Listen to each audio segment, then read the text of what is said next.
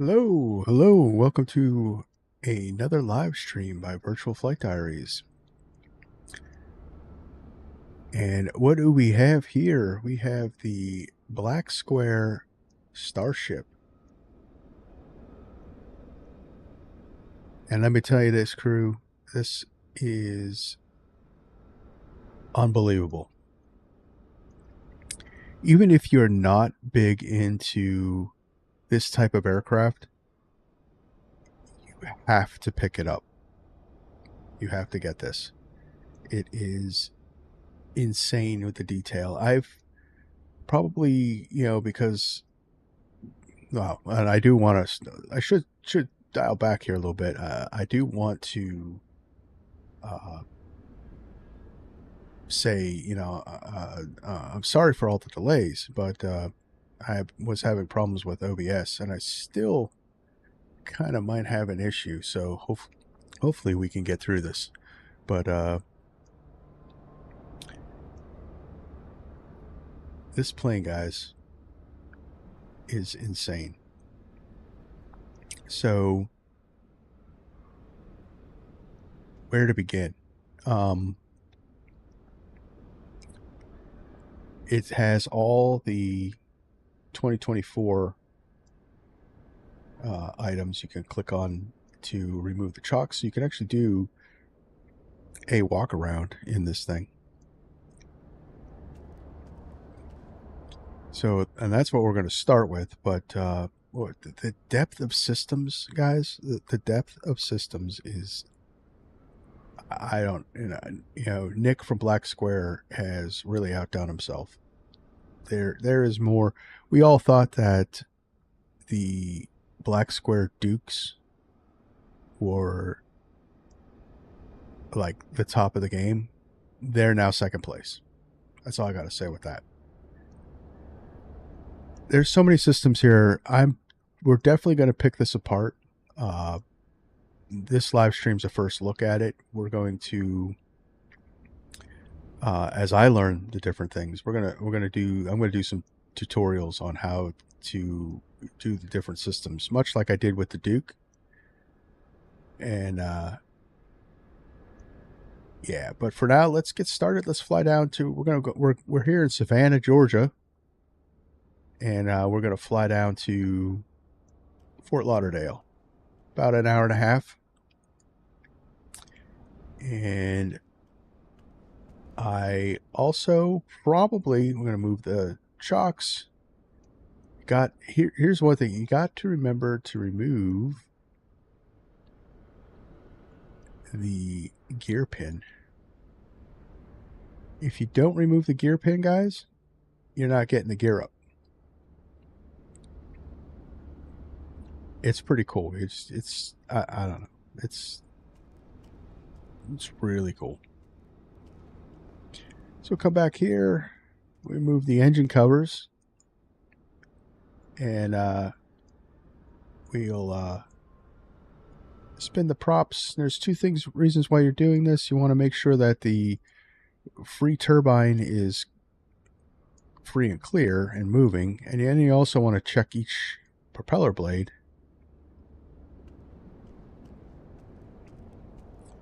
Much like your GA aircraft, you're going to check each blade, make sure that there's no dings, nicks, or scratches.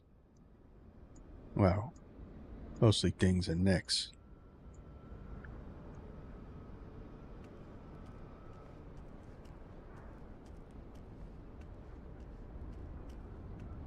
All right, so I'm running Sim Upgrade 3 beta because I just couldn't take the keybind issue and the VRAM hits that were happening in Sim Update 2. Sim Up 3 beta is a little sketchy, so I'm really hoping that we can, there's a lot of things going against us today, so. All right.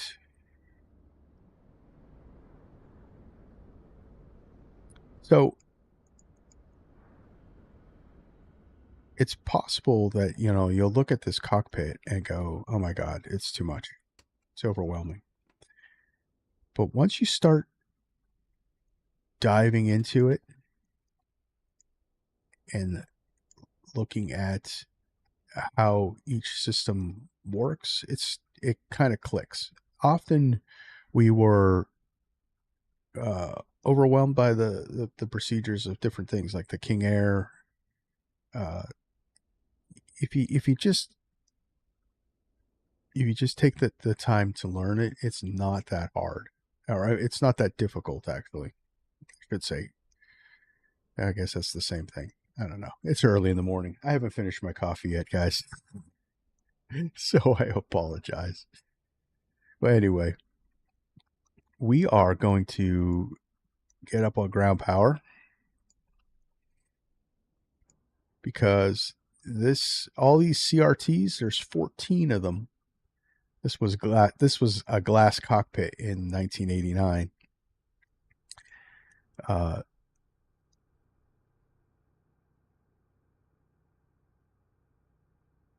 What was I going to do? Oh, yeah. So you got to get on ground power right away because you'll cook your batteries. All right. So external power connected. Got 28 volts. So this is a triple bus system, which is, if you're familiar with the King Air, it's really similar. And to be honest, this was actually designed to replace the King Air. So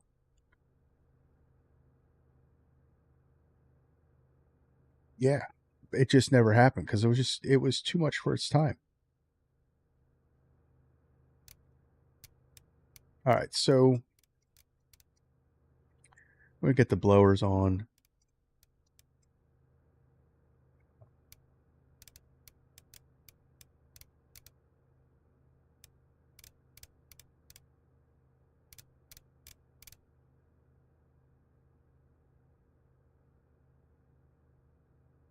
So with all this glass,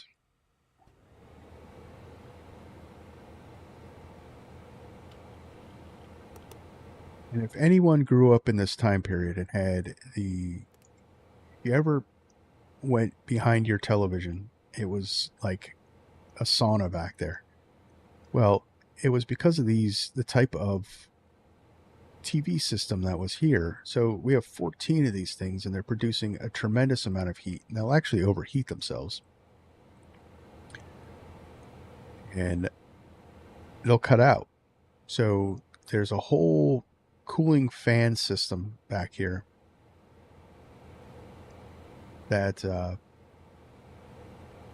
just pumps the air out of this thing. It keeps them cool. So the cabin is sweltering, and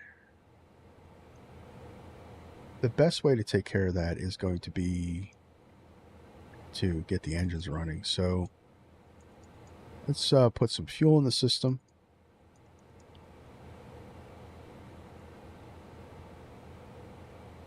I'm going to go with 2,600 pounds of fuel. It's 300 pounds over because I'm actually going to fire up on the ramp. All right, so we got 6 passengers.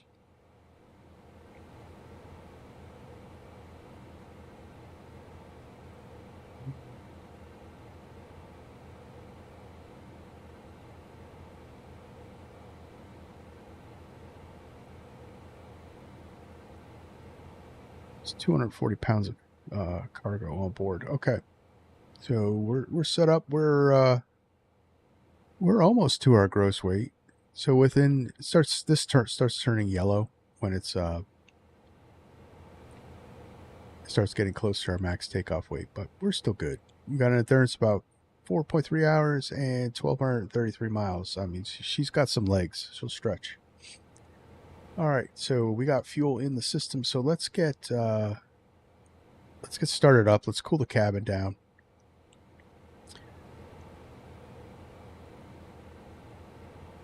Just I got paper checklists because it's just easier for me.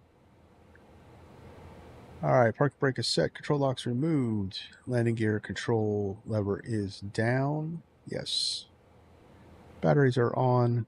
Pitch roll set for neutral. Yes. Quantity checked. Yes. Oxygen pressure right here. 1850 is good. Door light is out.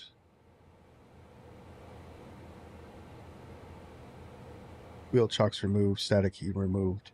All gear pins and covers removed. And air stair door is locked. So before engines start, we check the circuit breakers are in. Outboard revision area panel is set. Seatbelts and shoulder harnesses are fastened. Get some lights on.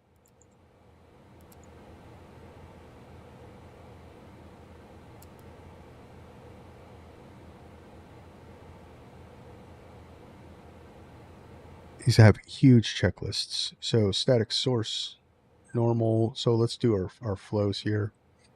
So we got oxygen can come on.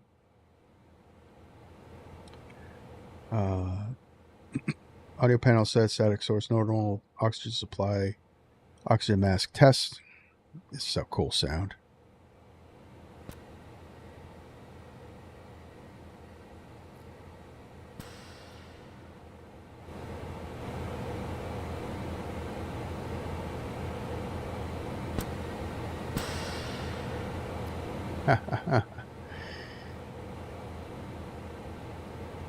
So cool.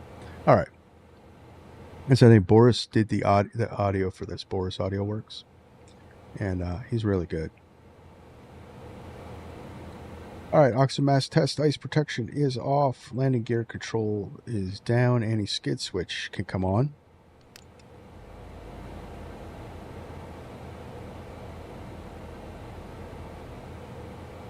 Center revisionary panel is set. Standby instruments can come on. That's this switch here. And see them come to life.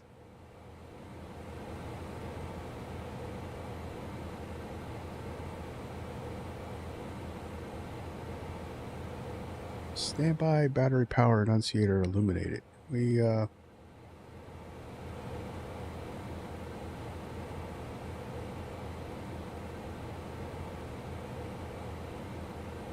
standby battery power.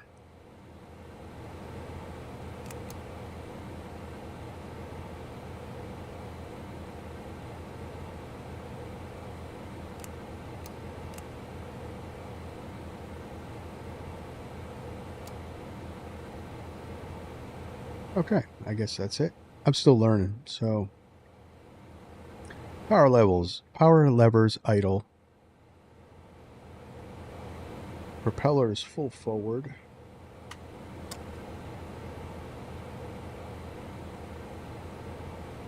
And condition levers are in the cutoff position, yes.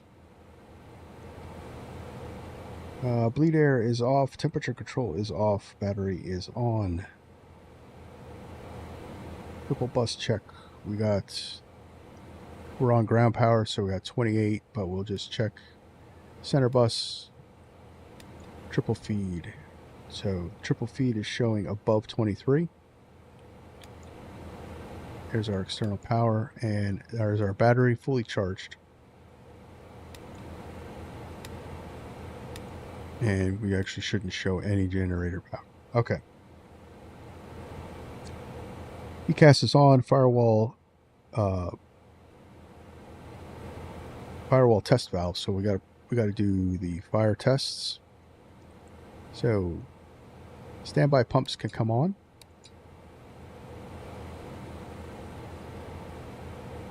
Fuel low pressure light shows. Oh, we'll close the valves and we should get a pressure light there. Yep.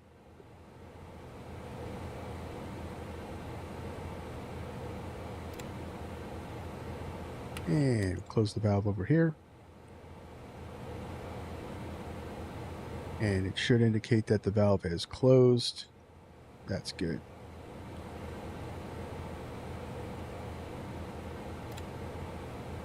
So you don't want to be too lax with and standby pumps can come off.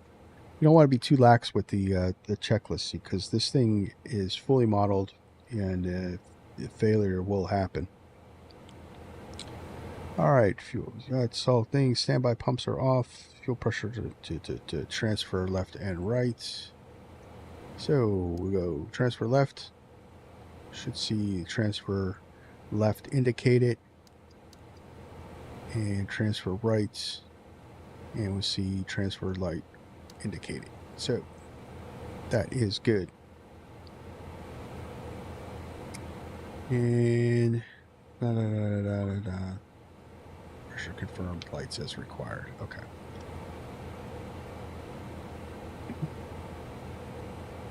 So for ground power startup, we're going to feather the props so we don't destroy the ground crew with our startup.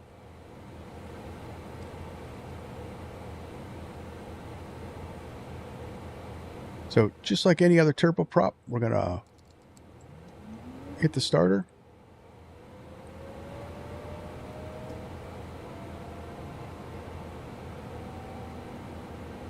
We're going to motor it up. We're looking for max motoring.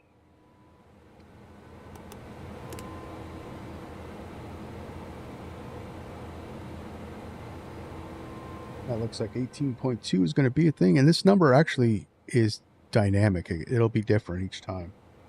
All right, so we'll introduce some fuel. Watch the ITT rise. Make sure we don't have a hot start. And we're going to watch the N1 rise. Make sure we don't have a hung start. At 50, we're going to do starter cutout. And then when we get to 60 and it goes green, we'll move that up to the run position. And there's start on engine 2. So that's simple as pie. Oh, we're going to get some generator power in there. Get that sucker fired up. You see that the load is 32% on the thing. We're going to kill the external power. Get that cart removed. Fire up engine number 1. This will be a generator start.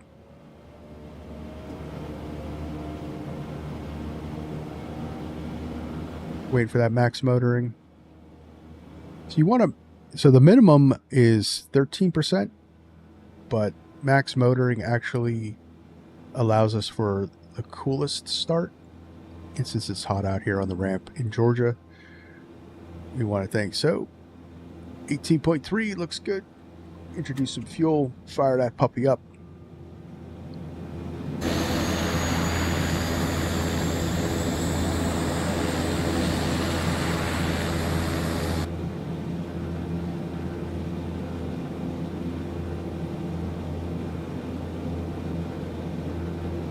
S50 starter cutout and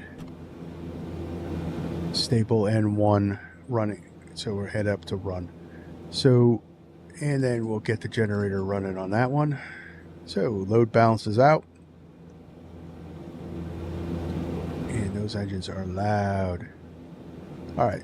So one of the cool things is it's very loud, but we have Bose A30s noise canceling headsets. So there you go. Now we're nice and quiet. So what I'll do is we'll turn off noise canceling in the takeoff, but got to hear ourselves think.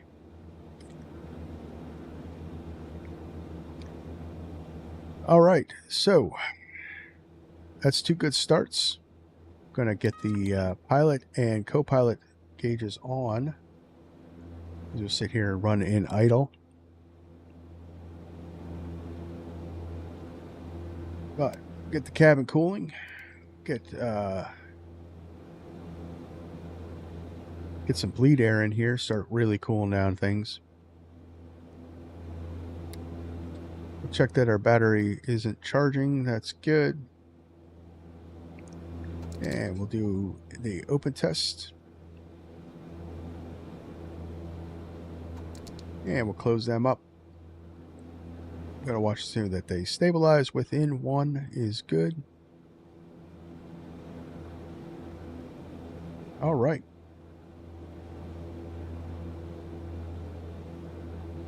So ignitions can arm, test, arm. Eric Sheldon, good morning. Yeah, happy flying, everyone. Yes, we're gonna have a good trip down to Florida.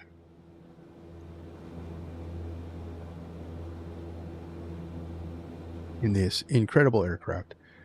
All right, so the next step is going to be to get our flight plan in. And as you can see, so there's a couple things. You can have a GNS 430 down here. I don't. I mean, it would be indicative of the modern style of the cockpit, but we're going to think. We're still running GPS. I haven't figured out, well, I haven't really learned the Omni system yet. So until, we're going to, like I said, we're going to pick this apart. So, but for today's flight, we're going to do the GPS FMS. Okay. So let's get the plan map up. It's just nice and easy. So anytime you want to get to the menus, it's IDX. You hit the IDX control. So plan map, display. There's us enter all the waypoints manually other than approaches. Departures are point-by-point manual entry. Yes, and actually, that's a good point. So they don't have. So this FMS doesn't have all the approaches. They have the ILS approaches, but they don't have the RNAV approaches. But you can actually do an RNAV. You just have to point each waypoint in, and I'll show you that. I'll show you guys how to do that too, because we're also going to set up the. We're coming on the CUDA 3. I know SimBrief gave me the. What was it? The Delk 9. It just didn't fit right. So I did change things to the CUDA 3. So I'll show you how to set up the advisory VNav so that you can do all these approaches. And the way this works is almost like I want to say it's like a Loran system. It uses lat and longitude with waypoint names attached to them. So it's like an advanced. I want to say it's almost like a super advanced Ziva. So each waypoint has to be programmed in.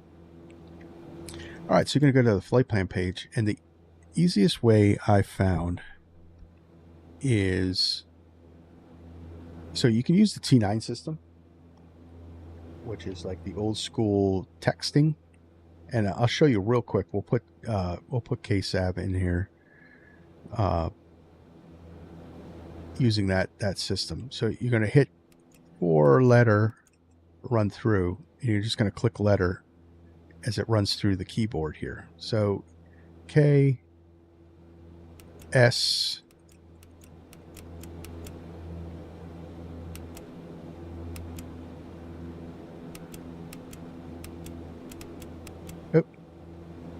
and enter. So that's our starting airport, Savannah. I didn't like it when I had to use it on my cell phone back in the day, so I am very happy that you can use the keyboard. All right, so let's get our flight plan in.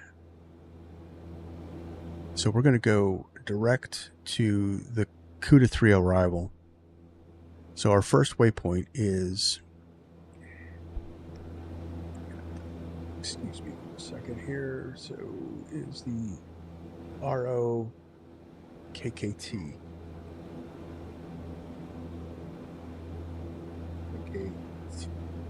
YT.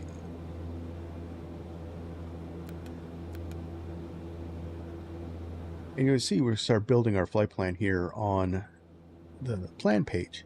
Another thing you can do is you can actually scroll to different VORs, and you hit enter, and you can actually build your entire flight plan using this screen if you wanted to. All right, so CUDA, the CUDA 3 arrival.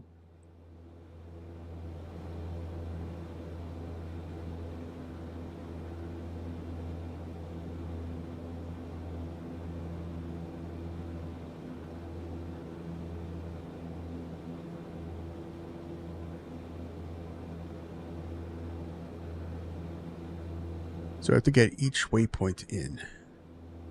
So Devrel is our next waypoint.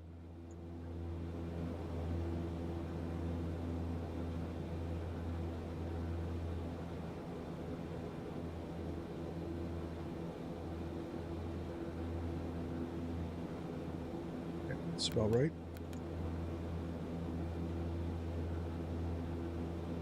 So after Devrel, we're going to go to eBay.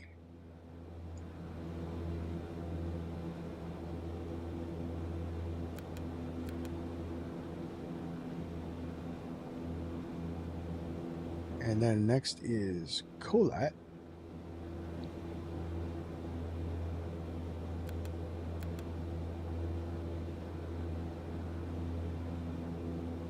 Pick 2.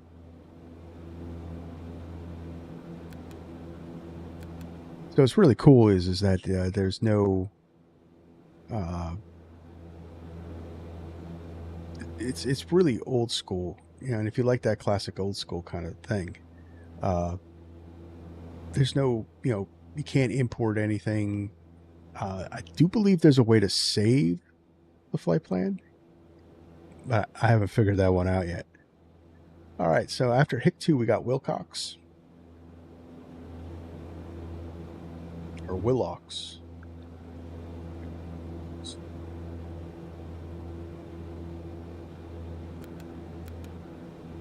So really what I'm doing is I'm programming the entire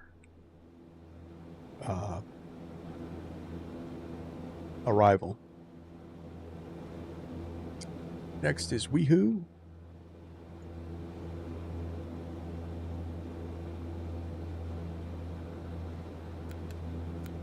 And then after you get all these waypoints in the arrival, you can then add the VNav profile to it. And I'll show you guys that in a second. So Mackle is next. So what I'm doing is I'm clicking on the screen, which then puts it in keyboard mode. You'll see this little keyboard thing get added in. And then CUDA.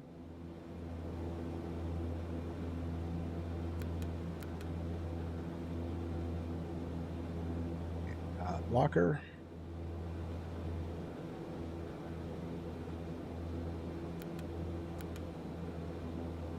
And the reason I have this up like this is we could see it building, and I'm looking at, you know, my SimBrief panel over here, and I can see it forming the right way, so I know I'm putting in the right waypoints. So BPAC is next. BPAC.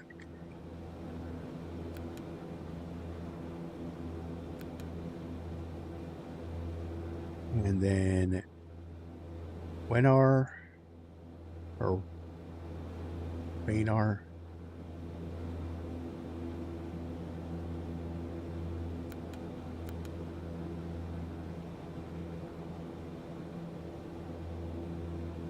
And AFLL.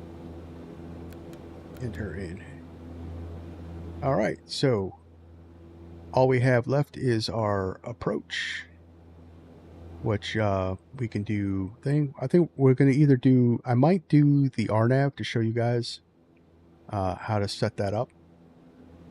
So Eric said, have you found a way to import using the diskette? I haven't figured that out yet. No, I haven't figured that out yet either. I know there's a way to save it, so I don't think you can import, but I think you can create flight plans and save them in the system. I haven't found a way to import them yet. But we have our flight plan in there, and so next is to put our crossing restrictions in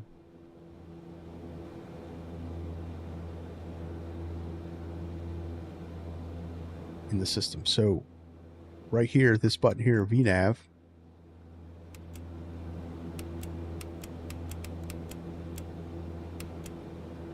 well, our first crossing is at or above 24, flight level 240, or at or below 280. So we're going to put our floor, so we're going to put 24,000 at COLAT, because we can't go below 24,000 at COLAT.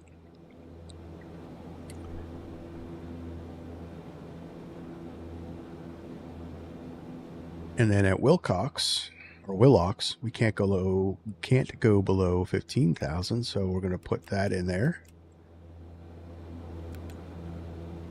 As you see, we're starting to build our star.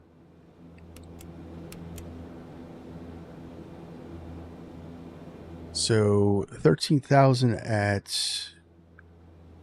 Uwehu.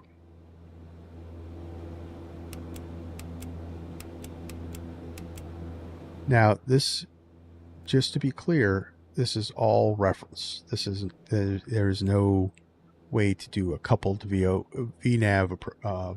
It won't descend VNav. You have to make adjustments, and it'll tell you your target vertical speed to keep in line. So Mako, we can't go below 11,000.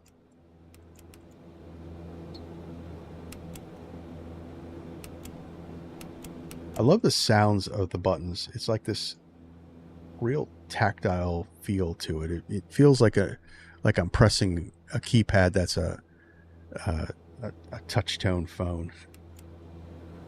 All right, and then we have to be at 8,000 at CUDA.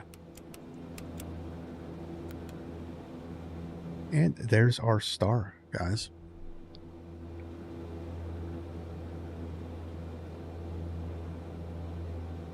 So, and this is exactly how you would build your RNAV. So you would put all the RNAV waypoints in, and then you would put the crossing altitudes that you have to be at for those waypoints.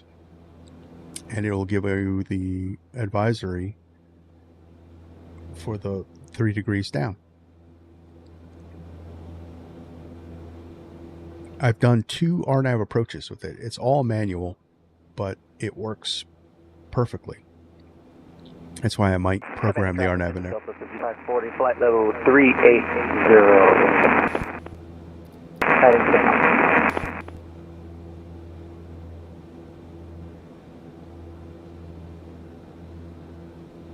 Right.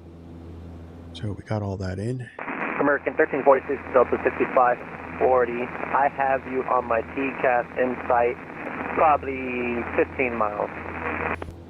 So what is, okay, so now we have our flight plan in,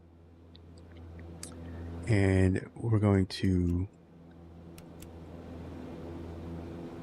program the 2751 is our auto ATC, and we'll turn that on so that we are mode C. American 1346, Delta 5540, I have you in sight. I want to put the CTAF on 25975. So you could program that over here. There's several redundant ways of doing things here in this system.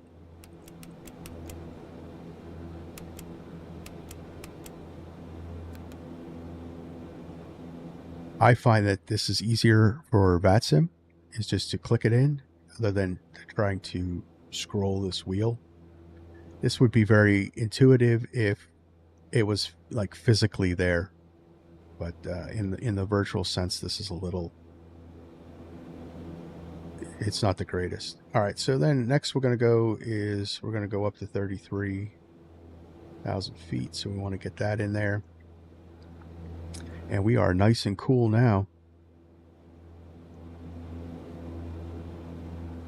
All right, flight plan is in. Radios are set.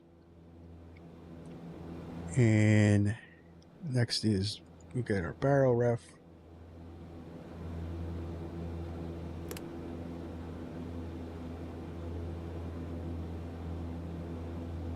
So there's a series of tests. We're going to skip them because we've already been on the ground for 30 minutes and over 30 minutes just setting this up. So we're going to skip them. It's pretty much like the auto feather test and the ice test, the autopilot test, so on and so forth. You know, going through all these different test buttons. I guess we'll do the stall warning test just because it's pretty cool.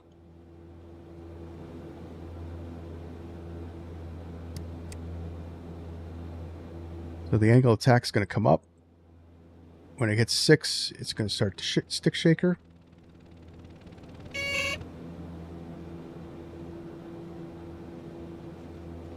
Yeah. So, pretty cool.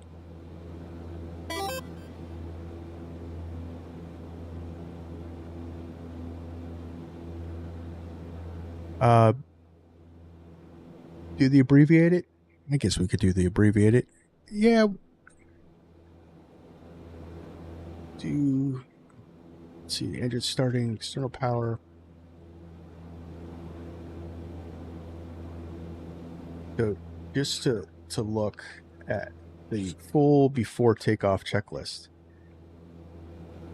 Let's see if I can get this in the camera. Is this whole page. And then finishes up on the second page here. So the abbreviated one, yeah, we'll do the abbreviated one, but we'll do that out away from the thing. Yeah, it's insanity. All right, so let's see, we're all clear on the ramp. There's no one around. We'll do the checklist here. All right, so let me just make sure that do the startup. So before takeoff, annunciator lights.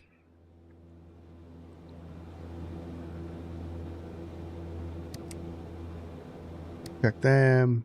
All the lights are illuminated. That looks good. Surface de-ice and protection as required. We don't need that yet.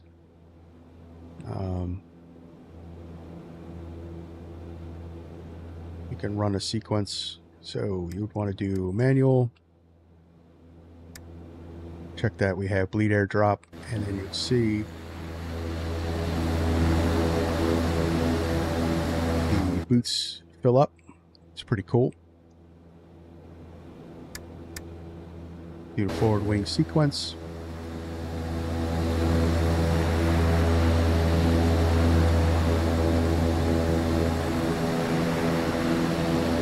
I'll actually go through all the blowing the boots up in sequence, and then they get sucked back in.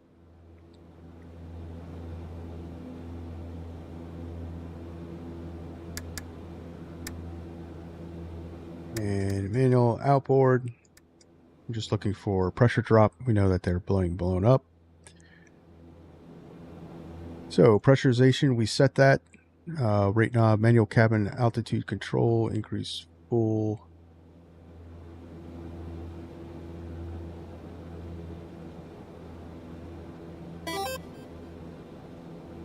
CCW. Okay, manual control is in normal.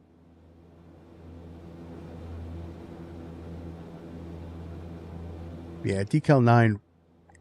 You see a Nightbot it gave us decal 9, and that route just didn't work, so I changed it. So it's going to be wrong in Nightbot. All right, so manual cabin control is normal. Avionics are set. Autopilot. We will engage the autopilot. We will set the heading bug. And we'll do an autopilot test. Wheel turns, go back the other way. It's actually pretty cool that this is simulated.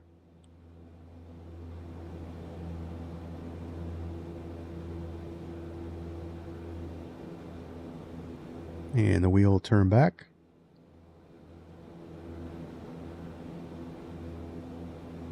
And we'll center up.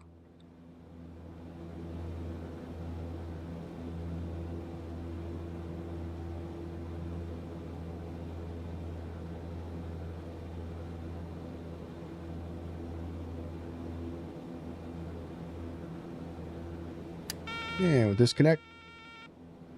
Warning is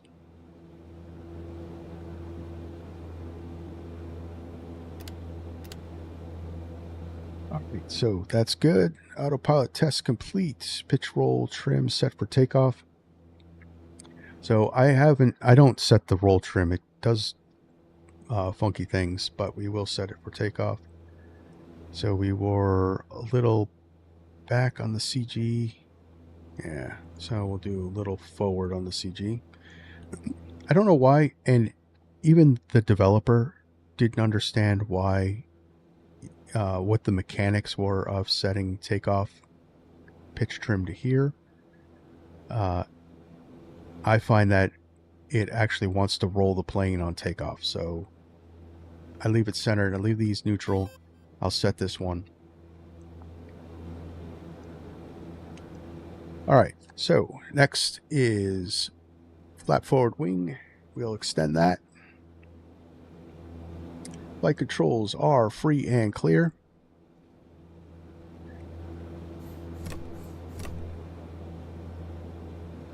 Auto feather is armed.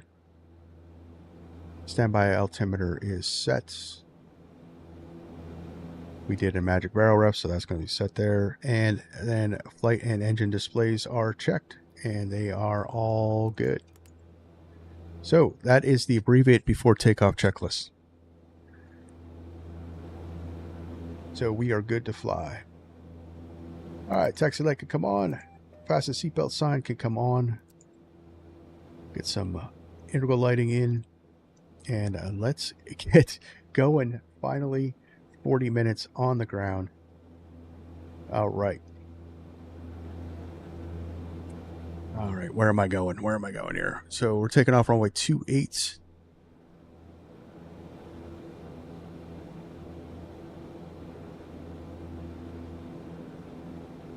Savannah traffic, Starship 45, Foxtrot Lima, taxiing to runway 28 for departure. Savannah. All right. Propellers full forward. Parking brake released. And we are out of here. Finally.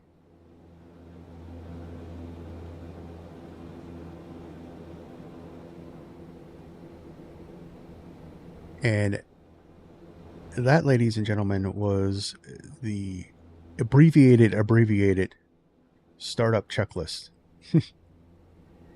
Now, with all checklists, once you figure out how to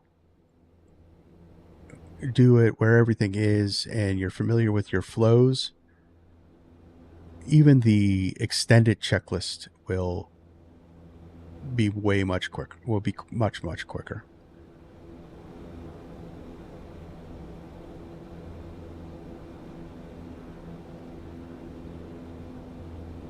So, just like the Duke had a pretty extensive checklist too, the Piston Duke, and I was able to do the full run-up checklist in 5 minutes.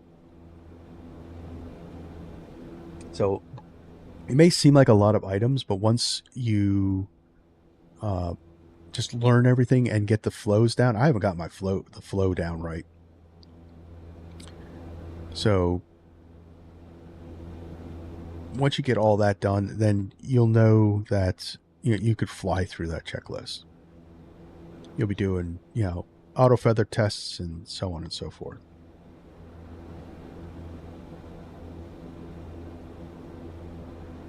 This does have a beta range, and it's actually much better, much more intuitive than the Duke was. Now the Dukes, Nick from Black Square has said on several streams that I've watched that they are getting a pretty big update. So, and they're going to be brought up to this standard, which is going to be pretty cool.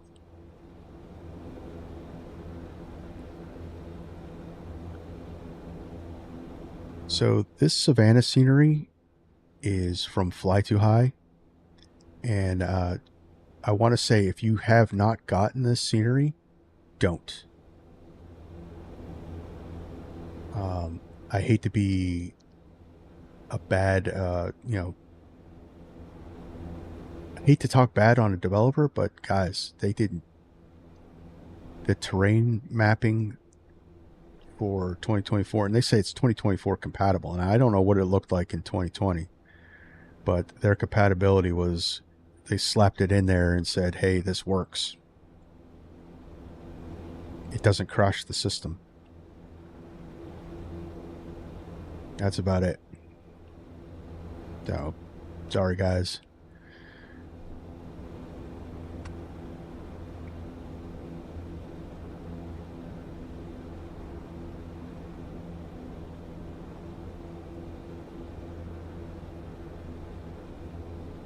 All right, so with arc mode, so that the plan is on the map. And then we'll do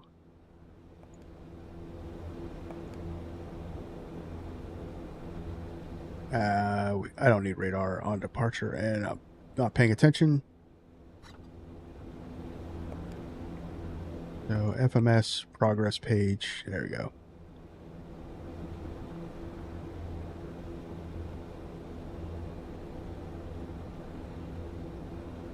Captain Clueless, the only commonality they share is the need for a bushy mustache and slow, cool radio voice.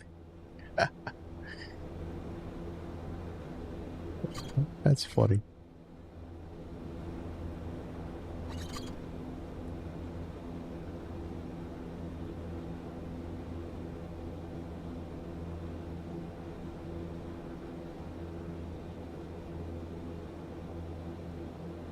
All right, so holding short. And you're going to see on takeoff here, the runway is trash.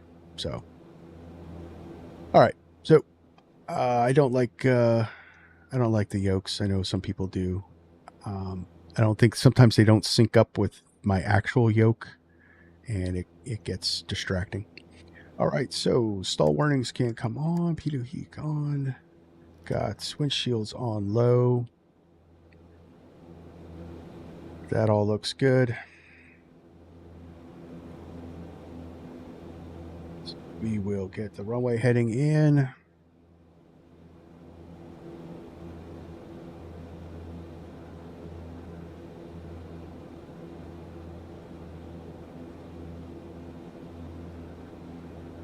As a matter of traffic, Starship 45 Foxtrot Lima, departing runway 28 for a left-hand crosswind departure, direct the CUDA 3 arrival. Yeah, that was a bad call.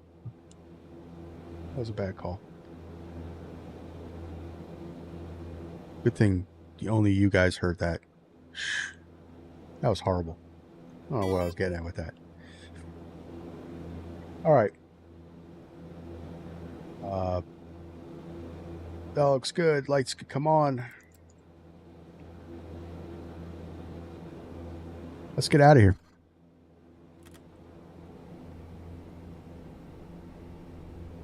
Not slow enough. Need more cowbell. Yeah.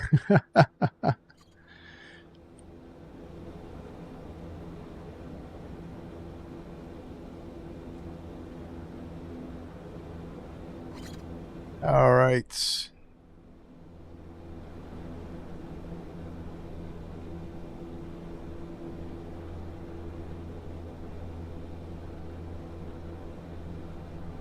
Horrible lineup. Horrible call on the radio. Let's just get going.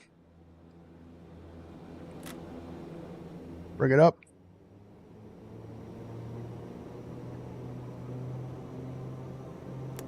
P2E, it took too long, so that's okay. That'll clear itself out.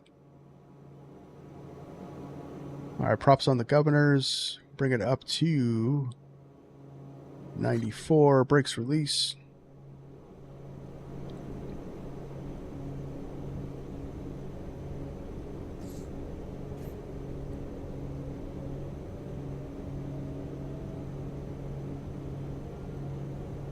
Terrain bumps on the runway. No idea what this is.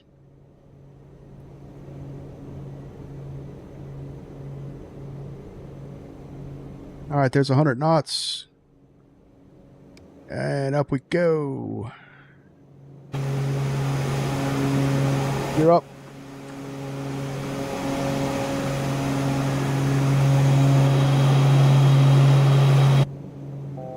Back into the quiet cockpit. All right, there's past 130. We'll bring the flaps in.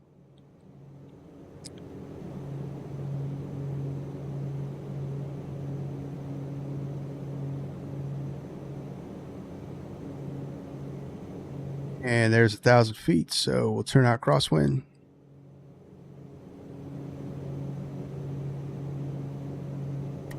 Going up to flight level 330.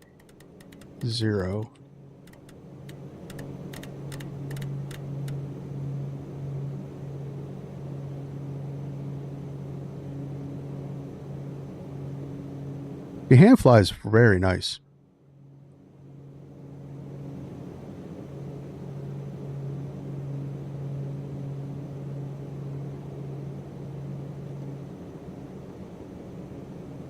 All right, let's bring the power back since we're over temping and over torquing. We will trash our engines.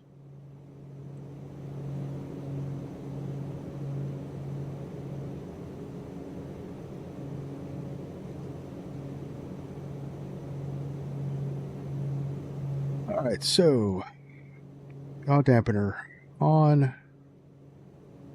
We'll do nav and profile climb. Autopilot on.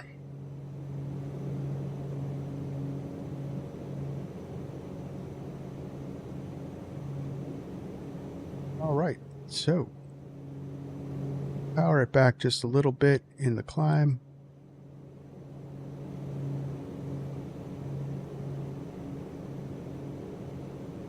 That's probably why. So nav source, FMS.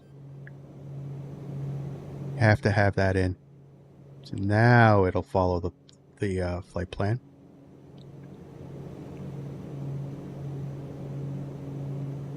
All right, Savannah traffic, Starship 45 Foxtrot Lima, direct rocket, and last call, Savannah. I just keep trashing these calls, man. Not very smooth.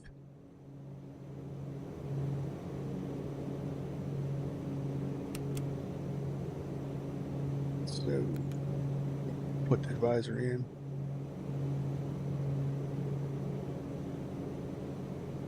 Yo, Captain Clueless. So what specs are you running? Your sim looks fire. Oh, thanks. So probably the best way, hopefully, shows you. And do you know the difference between IAS and IAS profile modes? Yes. So what IAS profile mode does versus IAS is, so what's the best way? So IAS profile mode will, every 1,000 feet up, it actually starts dialing back the airspeed automatically for you. As you can see, it's dropping it down. And what it's going to do is keep us the best, most efficient, if I actually set it up right, the most efficient climb all the way up to our climb altitude. What IAS hold will do, will hold whatever airspeed I set at. So if I set it at 160, hit IAS hold, it'll climb out at 160 all the way up, which will then start to not be the most efficient. So you'll see that our climb rates will drop by staying that. If you hit IAS profile mode, like I said, it constantly drops it down, capping it out at a 130 knot climb rate, giving us, you know, pretty much VY all the way up. This plane loves altitudes, so it was designed to get up there as fast and as efficient as possible. Hopefully that helped. All right, so we'll bring it back to 1600 on the RPMs for the climb out, and we'll sync them up.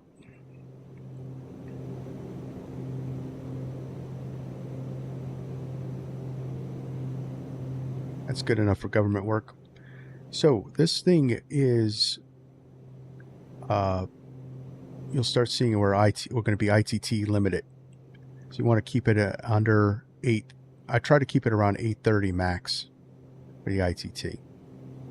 And as we climb up, you're going to see that it's going to start pushing the ITT limits.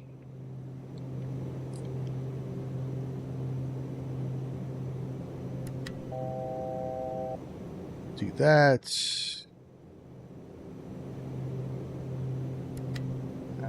And we'll set this 29902.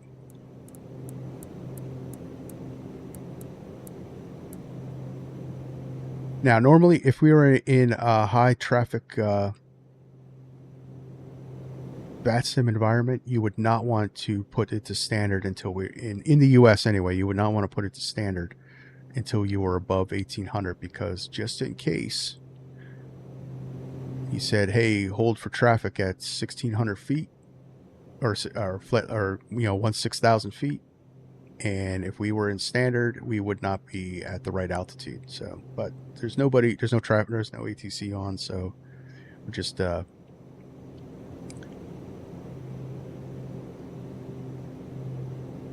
just get ahead of the game. All right, so standard set 1, 2, and 3. We're good. And Captain Clueless, sucker run hot. Yeah, suckers do run hot. I haven't been able to get the avionics below 100 in mine. I don't know what we have. Cabin. So the forward bay got 96 and 71, probably. So I've been running the alternate avionics blower, and what that does is it pumps cold air in from the cabin. And I put 200 pounds extra fuel on board so that we could sit there on the ground in Georgia with the engines running, so that I was able to bring the cabin down to, 60 degrees. And to be honest with you, it's actually it's getting to be a little cool in the cabin.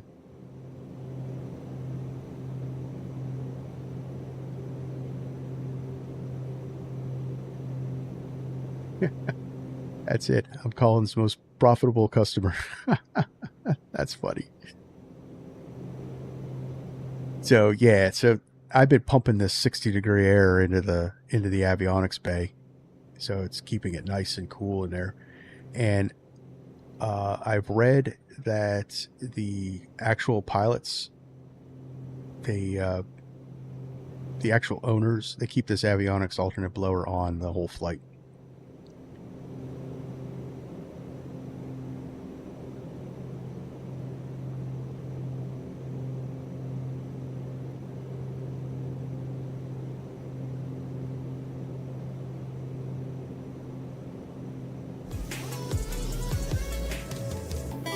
So some music on.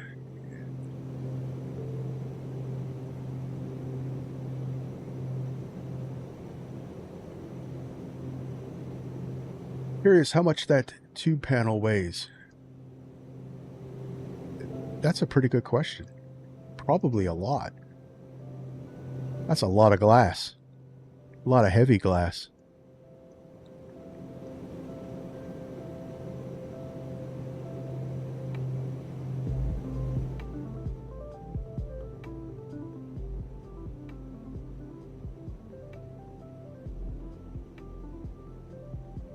Yep, like I said, so not paying attention, we already started to cook our engines.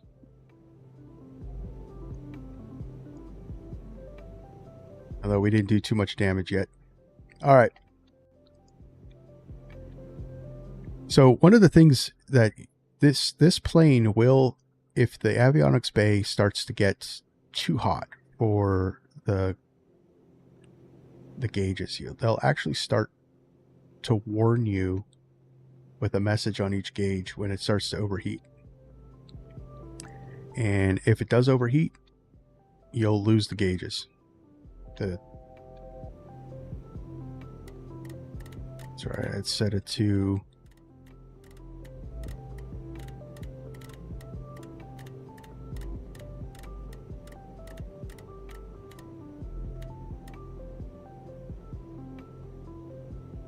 you'll lose the gauges, and the only way to get the gauges back is to cool them off. So if you're unable to cool them off, you're going to have to land.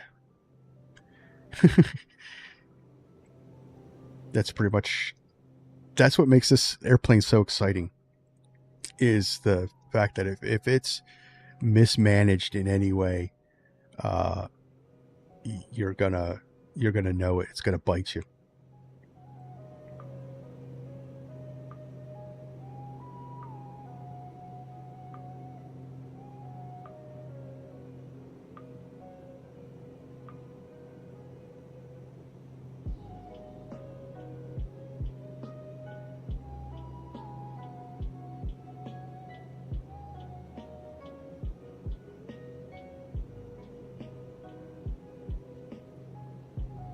All right, so we're almost there, and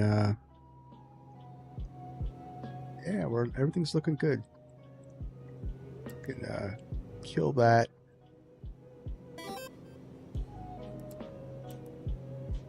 It's daylight out. We can have the high intensities on, and everyone, and smoke them if you got them. It's 1989, guys. So Captain Clue says, "Have you flown the P-180?" Yes, actually, we've flown it on the channel too.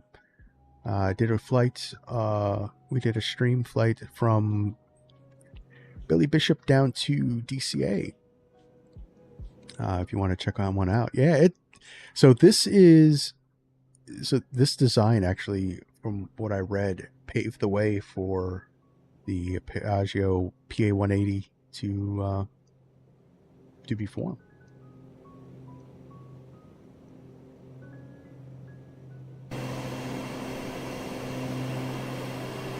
Outside is so loud. I know I have this. I think I have the sim turned down for you guys, but it's loud for me.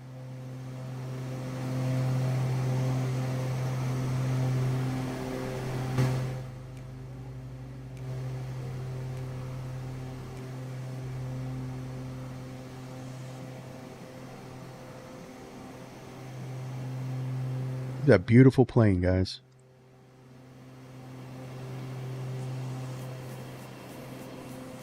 I had on my bedroom wall in 1988, somewhere around there, I had this poster on my bedroom wall.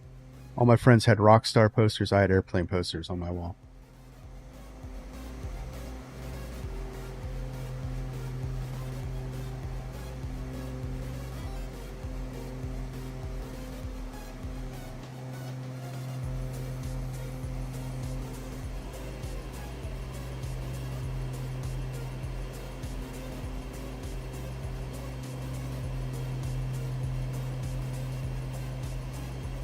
So Captain Clue said, my girlfriend asked me for the number of the guy who owns that.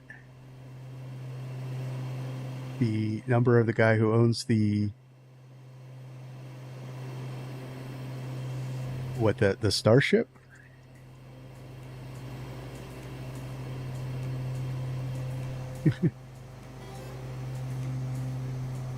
There's six guys.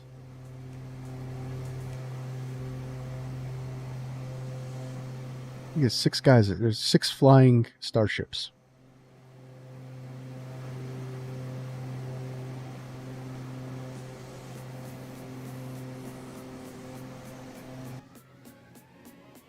That is loud.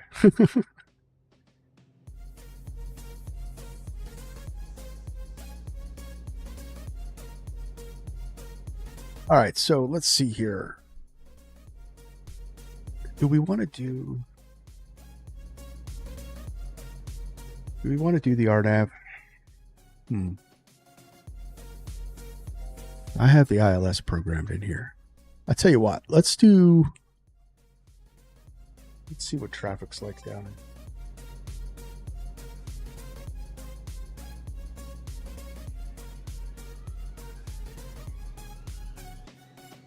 So I actually have in the cockpit, I have it engaged. It's a pretty cool feature. And supposedly, although I haven't quite figured it out, you're supposed to be able to adjust the noise canceling volume on it. I meant that it was really loud outside the plane. In the cockpit, it's nice and quiet. So I got my noise canceling headphones on. Just trying to figure out if, let's see how much traffic is down in Florida. Not a lot this morning.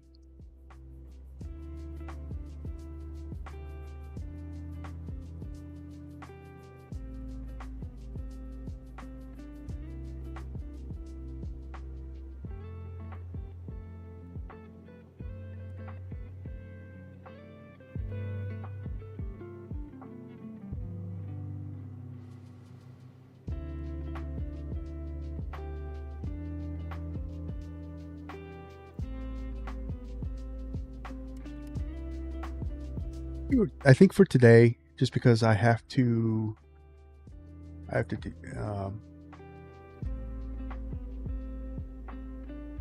you know what? So it's not a lot of traffic. Here's what we're going to do. We're going to do the RNAV approach into Fort Lauderdale, just so I can program it and show you guys.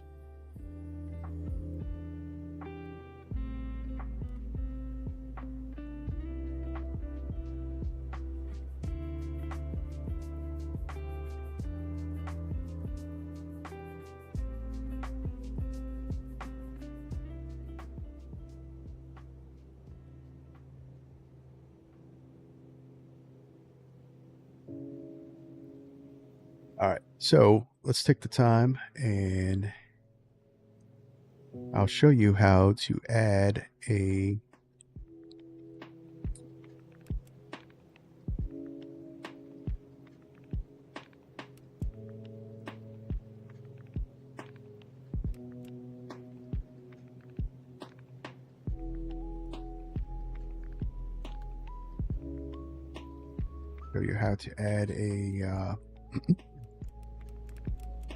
a RNAV approach.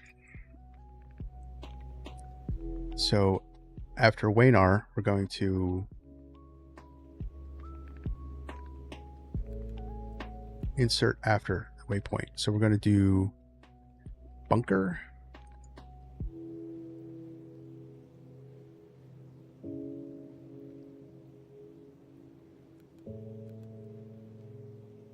And after bunker, it's going to be Beezer.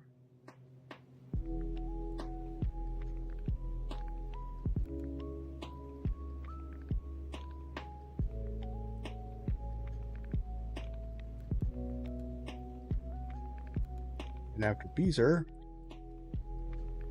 I'm going to go Blame.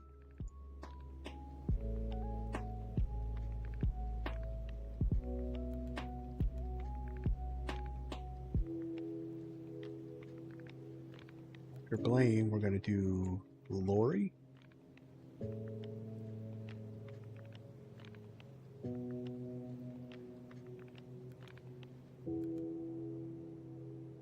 So to add a waypoint, so you can't go back. So like if you goof, you're going to have to delete that waypoint. You can't like add it before. You can only add after. So, you know, if you wanted to add something after Blame, you would insert after waypoint after.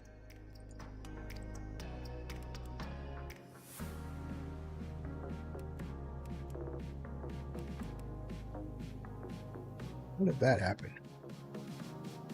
No problem. We'll just delete that waypoint. And where was Beezer? Beezer was before Blame and after Bunker. So Bunker, insert after Beezer.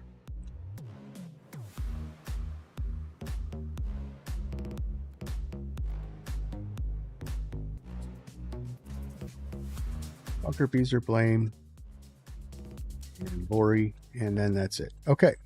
Oh, wait, we have Zol. So after Lori, one more waypoint is going to be Zol. I knew I butchered that. I have no idea what Zol.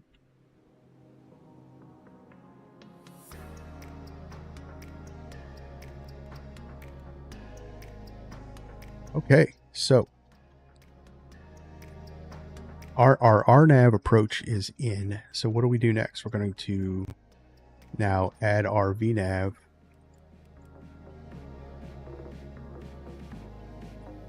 And we're going to be 4,000 at Bunker.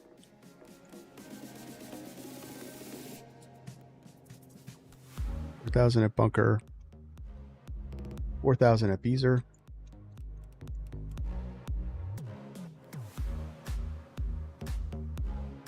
$3,000 at Blame.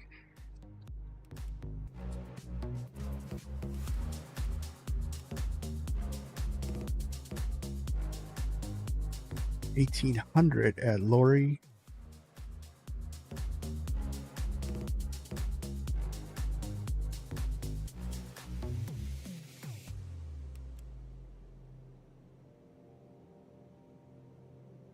And $620.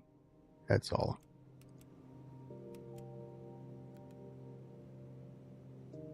And there, my friends, is our RNAV approach.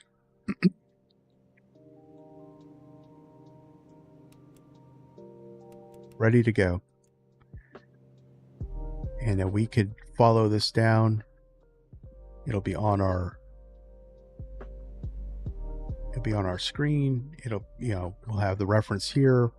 This is where the reference is going to be the best. It's going to give us our crossing and, you know, descent. And we're just going to do pretty much a chop and drop for each waypoint instead of doing an exact 3 degrees all the way down.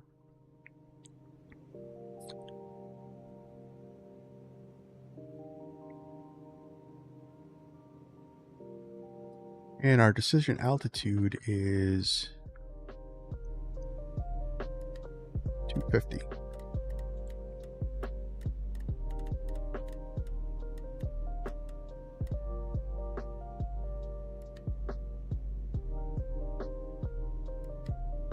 Yep.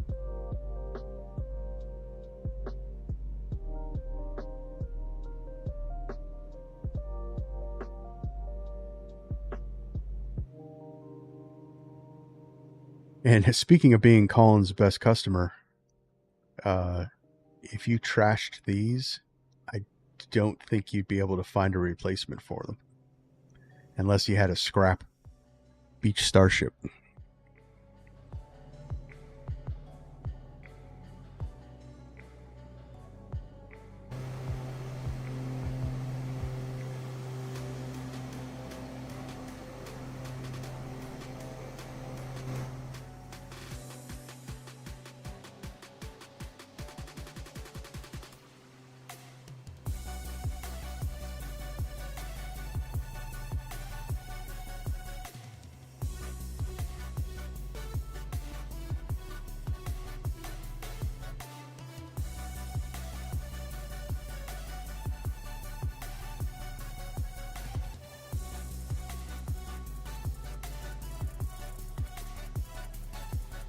This is definitely a very, very cool plane.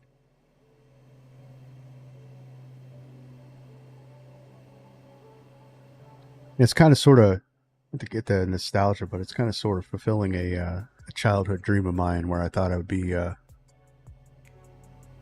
I wanted to fly this thing. I read the articles in Flying Magazine in the late '80s, early '90s, and saw the pictures at Oshkosh at that time, and had to I wanted to be a starship captain, definitely. When I was 11 years old, wanted to be a starship captain. Now I get to virtually be one.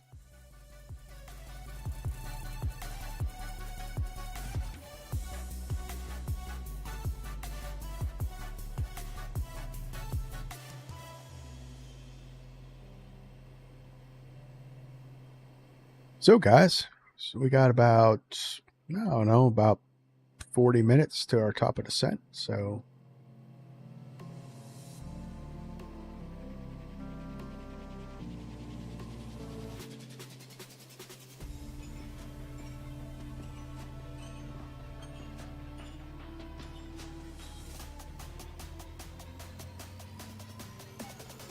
I'm running Sim Update 3 beta. I think I said that in the beginning, but I just want to.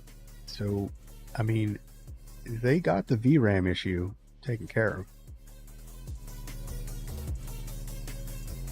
of. With so what am I running with my sim? So I have TAA for the graphics. I'm not running DSL or DLSS, but I am running DLSS frame gen with TLOD at 200 and LOD at 100. That's what I'm running in the sim. And then the rest of the settings, I have Raymerch turned off for shadows, and that's why if you look close at a shadow, it's kind of flickery. Where there's no good shadows. It's midday. But I'm okay with that, especially streaming, which is a VRAM hit to begin with. Different things like non-essential things I have set to medium, the rest is set to high, and things like clouds and so forth I have at ultra. And getting right now with frame gen 114 frames per second.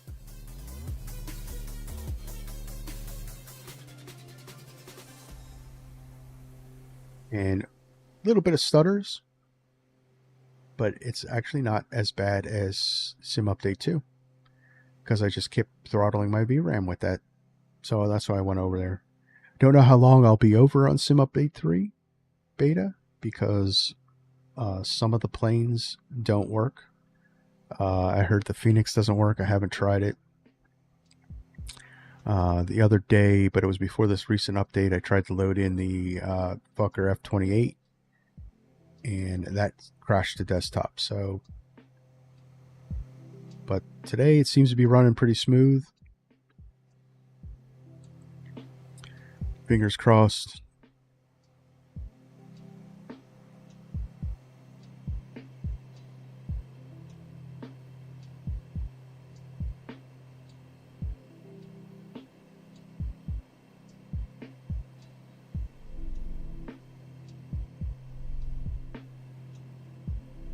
Plus, I'm internet limited, so I can't stream any higher than 1080p.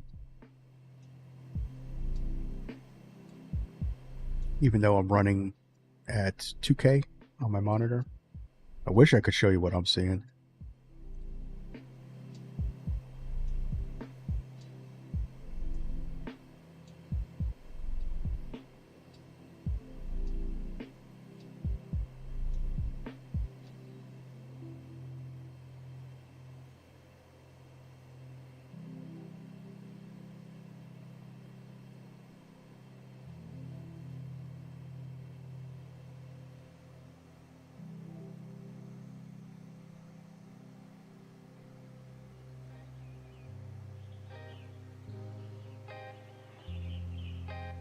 Cruising down the Florida coastline in a Starship.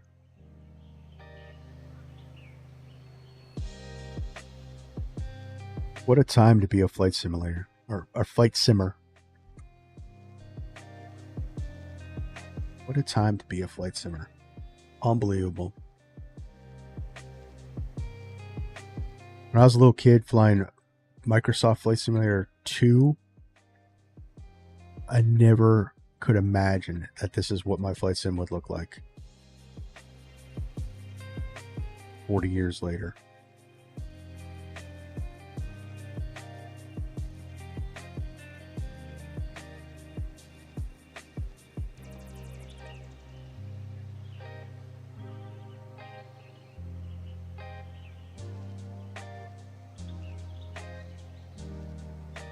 Crazy.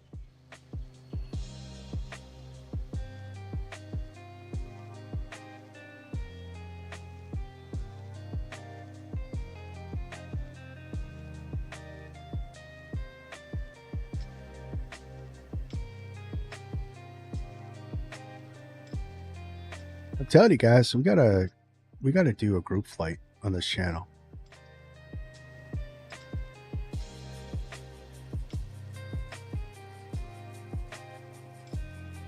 All my live streams I run on VATSIM, so we can all fly together.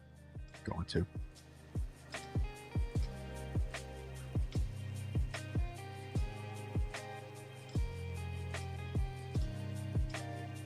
Yeah, everybody should get together, get a Starship, and we'll look for a event, and we'll do a Starship crash into the event on VATSIM. That'll be fun. Imagine like an LAX event and a whole fleet of Starships.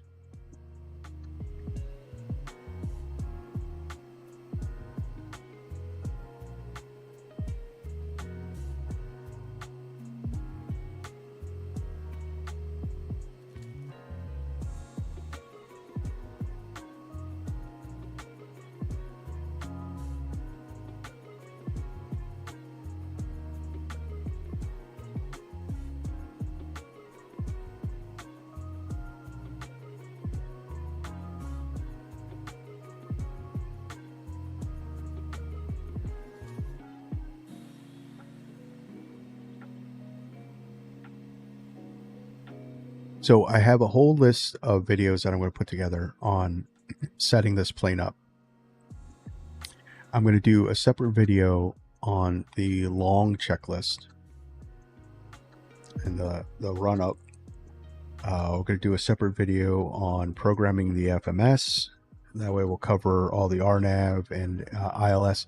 So the ILS approaches are in the system, and there's a approach tab that you press to activate them. The thing is, what you want to do is you want to wait until you're on that approach to activate that, because it does kind of clear out the previous flight plan. So if you're not there yet, you'll kind of screw things up. But you can also not program it into the FMS and just use the VOR to bring it in. As long as you can set yourself up for a downwind, and then oh, Miami Center has come online. Nice.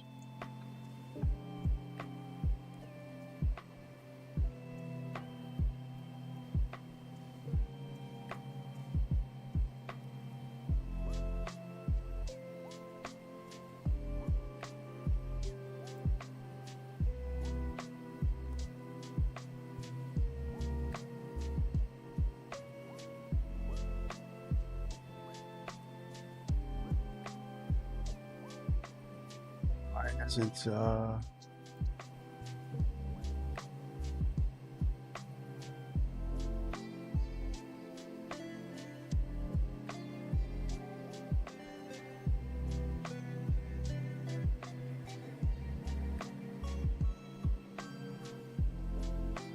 Bat radar hasn't updated.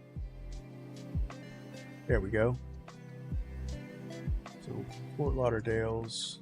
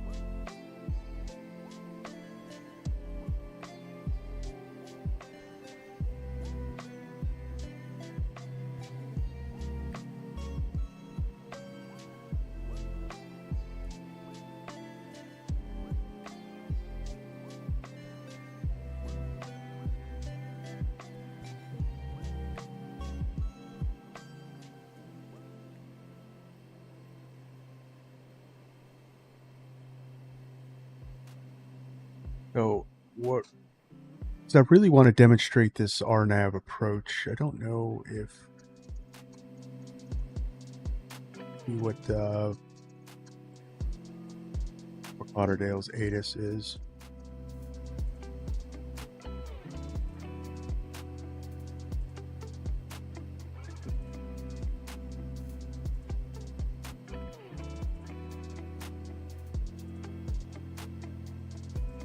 Let's get Miami in the box.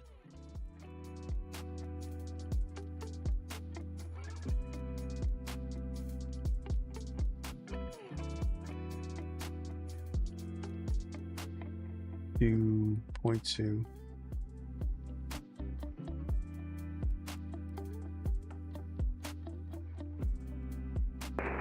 American 1141. 0234 Alpha Kilo, turn left heading 180, just to maintain 1,700. 180, 1,700. Miami Center, November 2 to Mike Tango with you at flight level 300.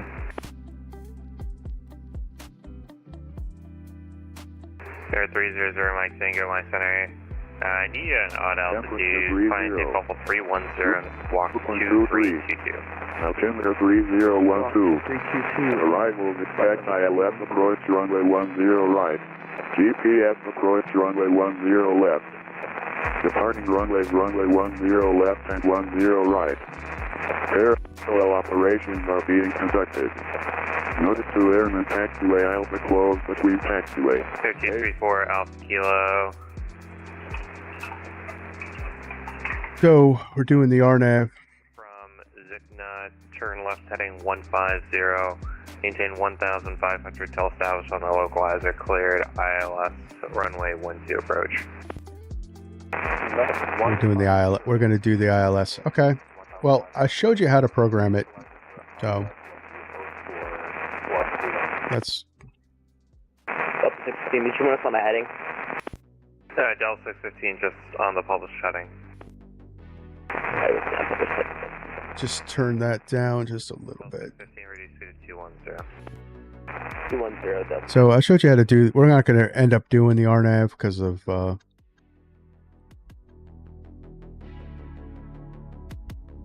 not landing 10 right with the RNAV. American 1141, just send and maintain 4,000. Send and maintain 4,000, 1141. Miami American 2814 holding whiskey with Tango at Tampa. American 2814, Miami runway 1 left, continue via whiskey. Continue whiskey at 2814. Delta 615, turn left heading 210.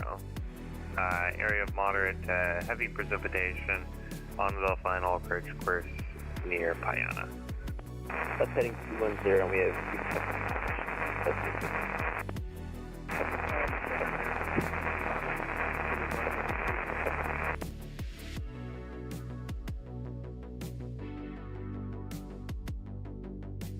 American 2035, Miami runway 8 right, taxi to Whiskey Mike. All right, so we're not going to do the RNAV. Let's get the ILS 10 right up. 5 miles from Payana, turn left heading 150, maintain 3000 until established from the localizer, cleared ILS runway 12 approach.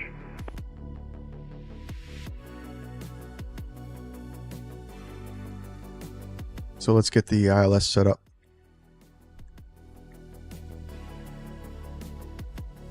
Delta 615, you copy, heading 150, maintain 3000 until established, cleared ILS runway 12 approach. So 1175. Sorry about that. We had some headset issues. That's good.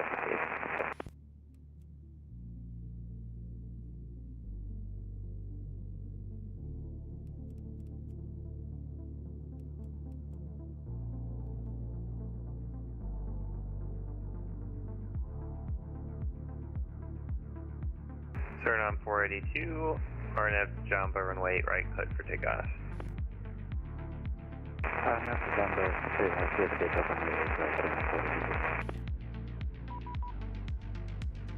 American 1141, turn left heading 310, just to maintain 2600. Turn left heading 310, descend and maintain 3,600. American 1141. All right, so center wants us to call them. And American 2814 is ready to go at Whiskey 1 Tampa.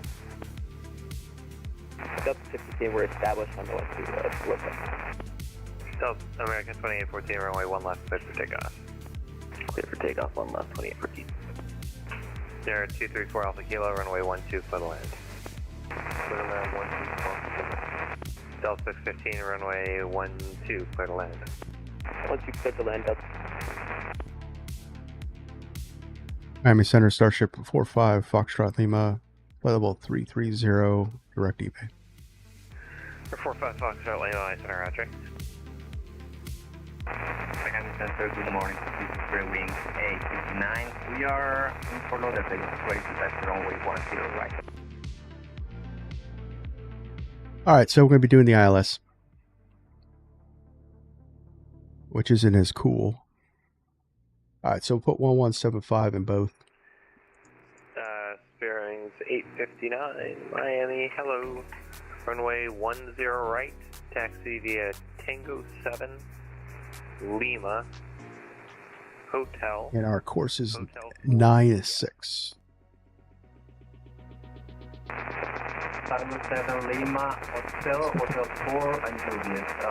So I can't set the course Actually, it's bearings 859, slightly in easier taxi an nav node. instructions. Runway 10 right, taxi Tango 8, Hotel 5, Juliet. Okay, Tango 8, Hotel 5, and Julius. Thank you. All right, so our navs are set up. Let's get the comms in. Chicken 2105, Miami Center, hello, Squawk 0052. American 1141, 5 miles from Selman, turn right heading 340, maintain 2600 till established on the localizer, cleared ILS, runway 1 left approach. Turn right heading 340, maintain 2,400 until established. American 1141, cleared ILS 1 left. So like I was saying, I'm going to do some tutorials on how to get all this working. American, And that'll be in the coming weeks. American 2814, radar contact, turn left heading 210, climb and maintain 12,000. 210, 12,000, American 2814. Turn on 42, radar contact, stay altitude.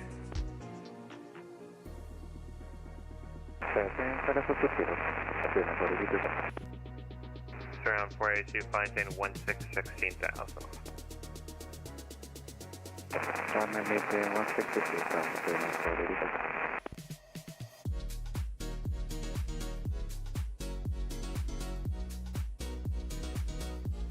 Love you, Miami Center.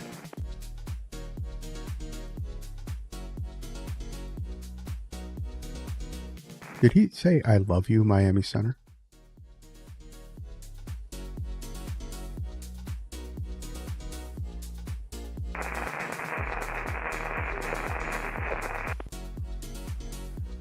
American 2035, RNF to Seasalt, runway right, clear for takeoff.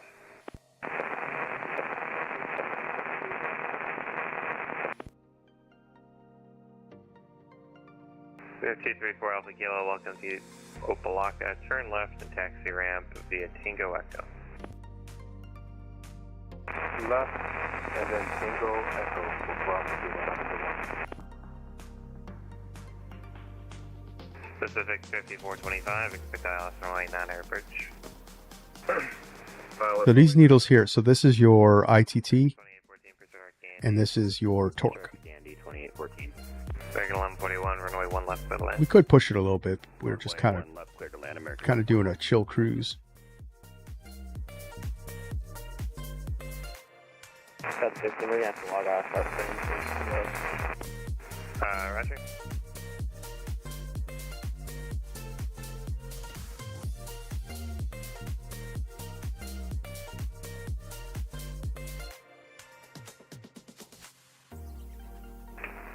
Miami Center, good morning, FedEx 1070, site level 300. So all that is has to do with the VLF and the Omni navigation, something that I have not learned yet. American 814, contact fault 250. 250, 2814.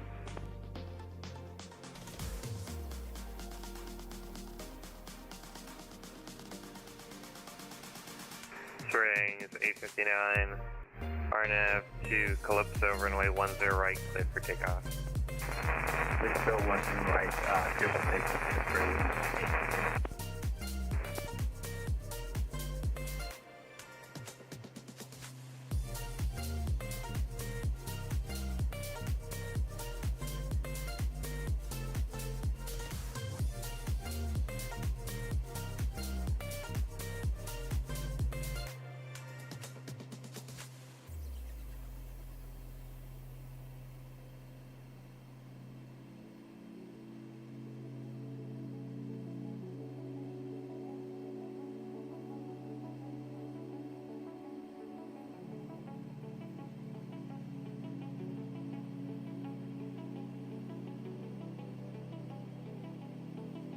So what's pretty cool is, so the waypoints for the, see, we should, I don't know. We could still do the RNAV. The ILS and the RNAV have the same waypoints and same altitudes. 2035 to contact, say altitude. 2,500. I don't know. I'm a purist. I have to do, Maintain 16,000. I do what ATC tells me to do. Within limits, though.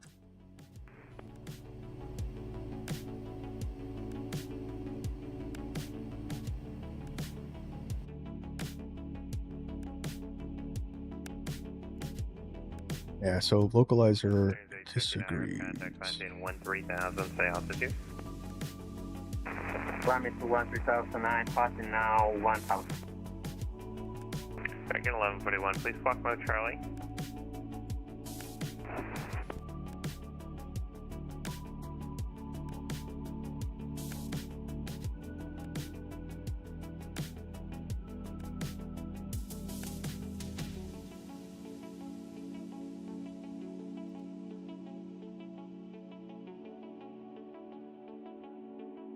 American 1141, please squawk mode Charlie.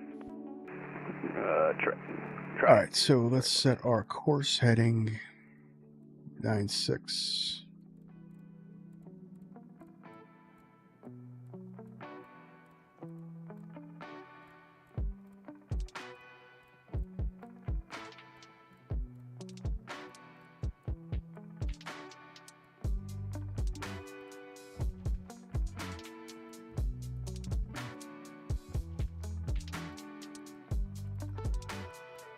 American 1141, taxi ramp via Whiskey Juliet, g'day.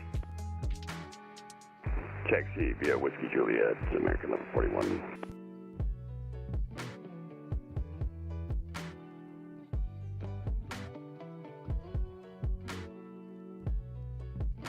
So our course heading is set.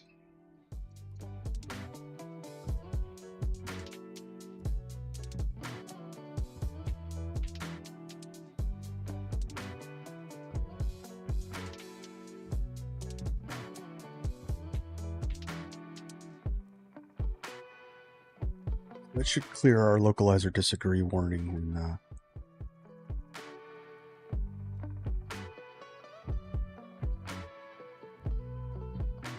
taking it that the weather's pretty bad. Find takeoff 330. Flight maintain 330, American. American 141, when you have a chance, if you could get your transponder mode Charlie before continuing taxi. Roger, trying on that. I'm not sure what's going on with the air. Here, take a look. 1 second. Roger, thanks.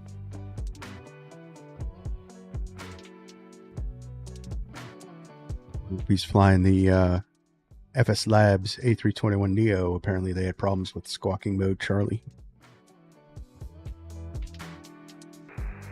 Bearings 859, climb takeoff 350. 350, it's the wing, engine center. Pacific 6425, cross leg at 4000, cleared ILS runway 9 approach.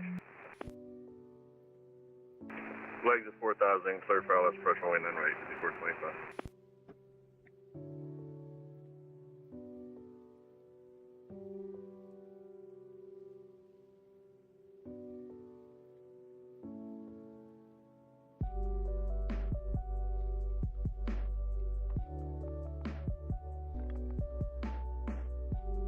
All right. So we're all set up for our approach, and Air 45 Foxtrot Lima, descend via the code 3 arrival, Fort Lauderdale landing east, altimeter 3012. does that mean via the Coda 3 arrival and 3012 on the altimeter for 45 Foxtrot Lima?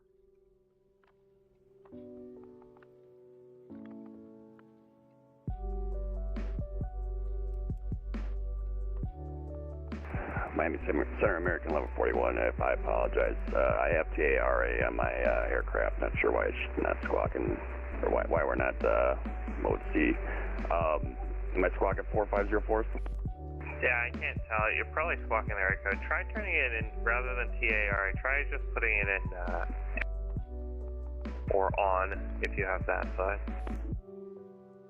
Will do. You had it for a second, so I think it's probably one of those.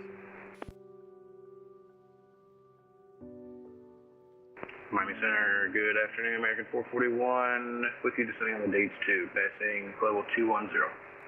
Air 441, I expect visual approach runway 1 left, and Tampa altimeter 3014. Descent pilots discretion, maintain 7000. 3014 down to 7,000, looks like visual 01 left, American 441.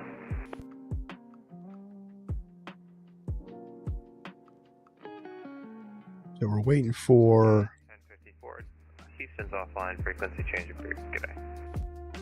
Over to you, Unicom, United 1054, thank you for the service. Hi.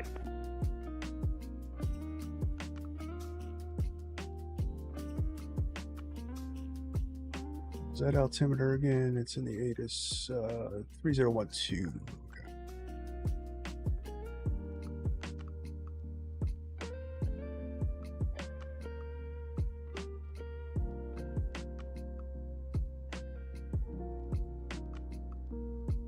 Let's start a shallow descent. We are clear to descend.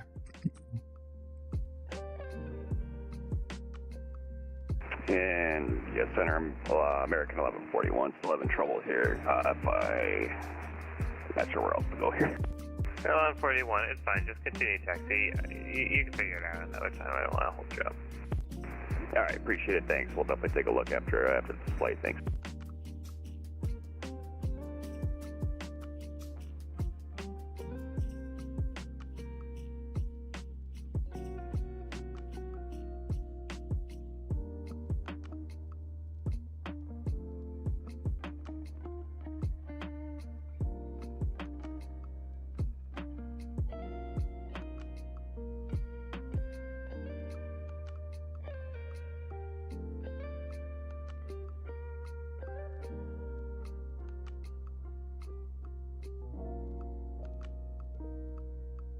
X 1070, Jacksonville Center is offline, frequency change approved. Good day.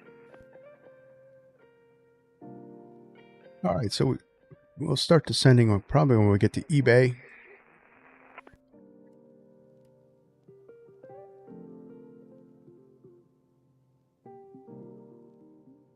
Pacific 25, 50, 5425, maintain 210 knots and some credit. 210 knots, Fox 425.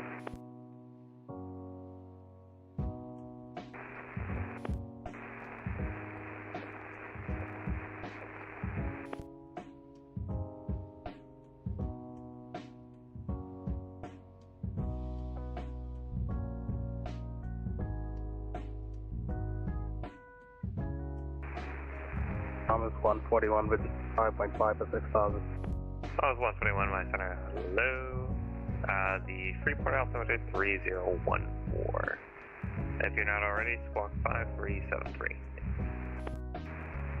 370 Thomas 140. All right, so I'll get past eBay, then we'll start our descent either that or we're at 1,000 on our advisory for American 2850. Cola. 2814, just going to be the Frogs for arrival, Miami landing east, altimeter 3012. Frogs 4 landing east and 3012, 2814.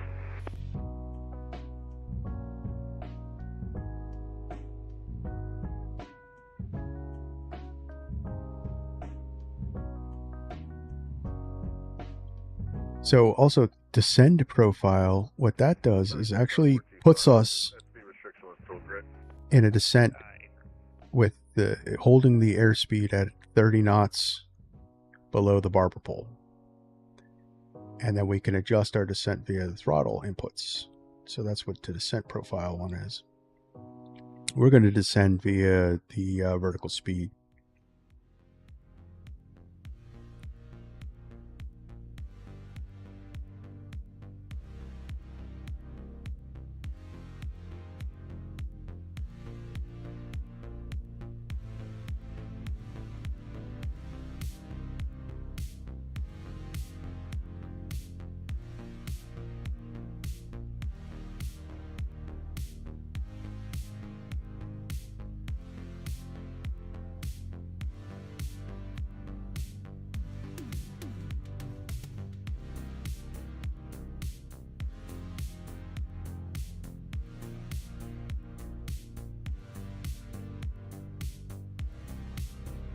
So let's start down.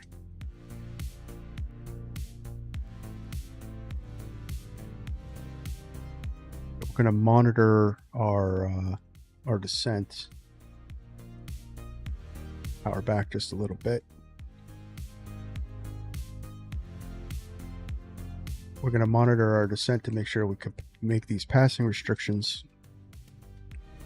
Now remember, COLA is a range between flight level 280 and 240. 425, runway 9er for land. So we don't have to be exactly at 240.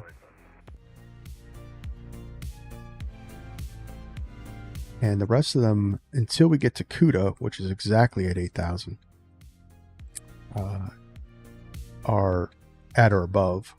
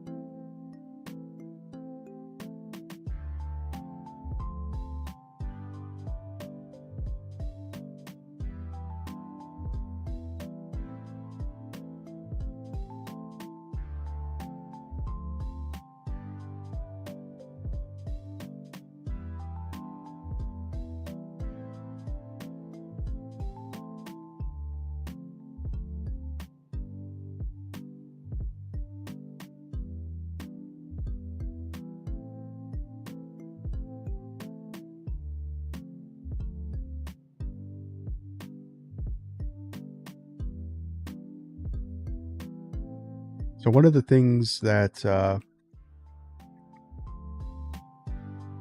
want to make sure that you're within the range for landing, because this thing will float. It's a big flying wing.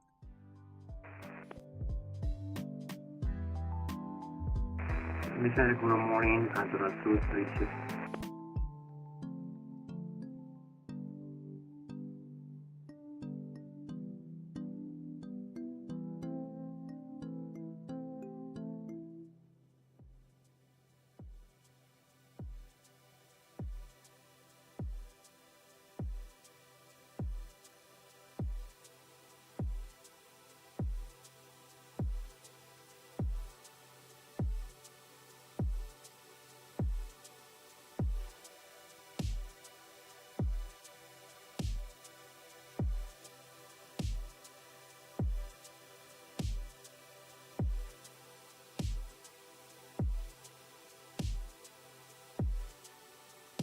Very hands-on. So we're just sitting here, we're monitoring our descent, make sure that we meet our crossing restrictions. It's not really a plane that you can just like click and forget kind of deal. Although it's very airline-esque in its systems. Charles 236, go ahead. Thank you, Juliet 14, ready for push. No need to call for push, just advise ready for text. Okay, thank you.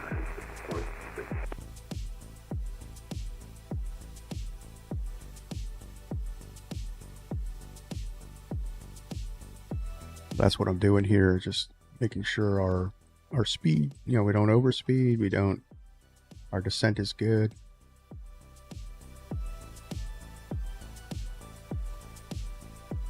So we're dropping below flight level 280, so we're good for Colette. Miami Center, American 441, would you like us to descend past 7,000 or stay at 7? American 441, stay at 7. Roger.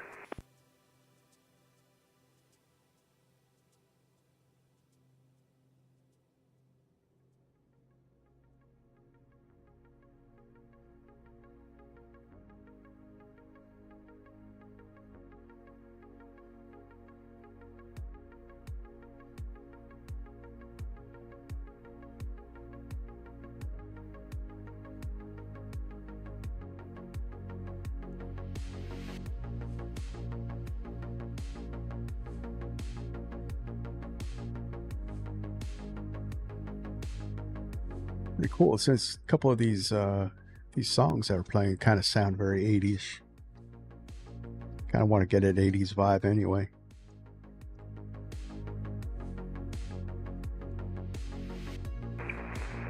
Yeah, Miami Center for the 425, sorry, active, by taxi straight in.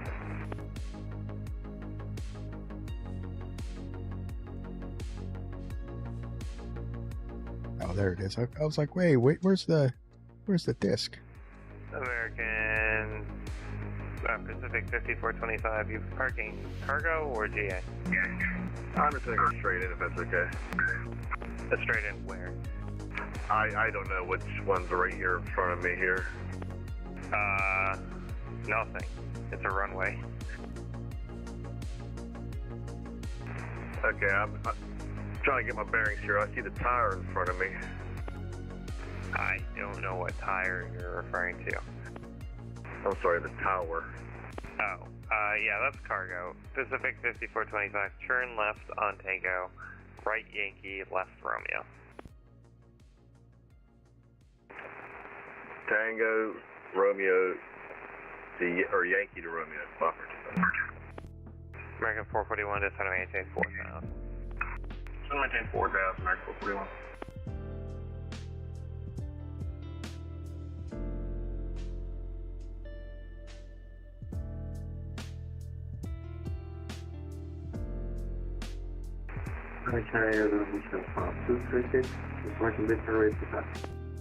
Charles 236, runway 8 right, taxi via Quebec.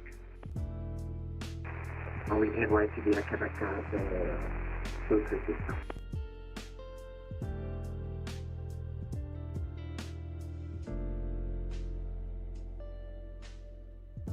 All right, 1,000 to go.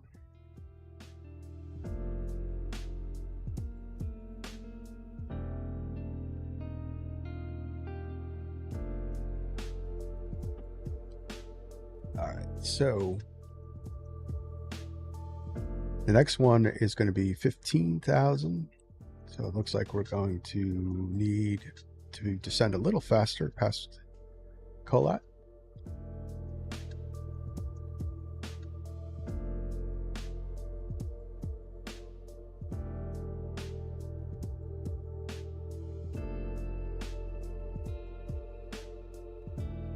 Stops flashing at 300 before, indicating capture.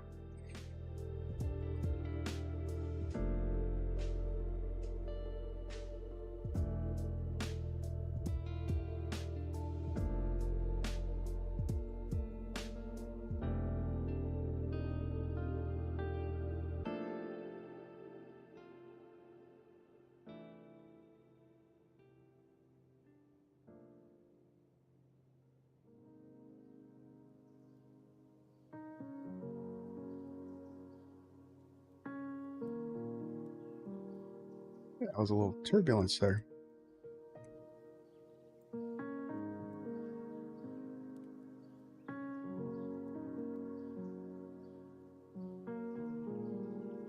All right, so now we can go down to 15.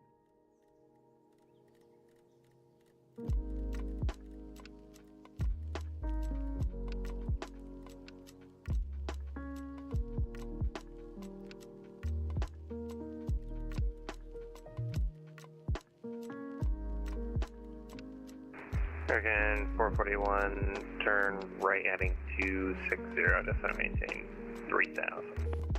260, 3000, American 441.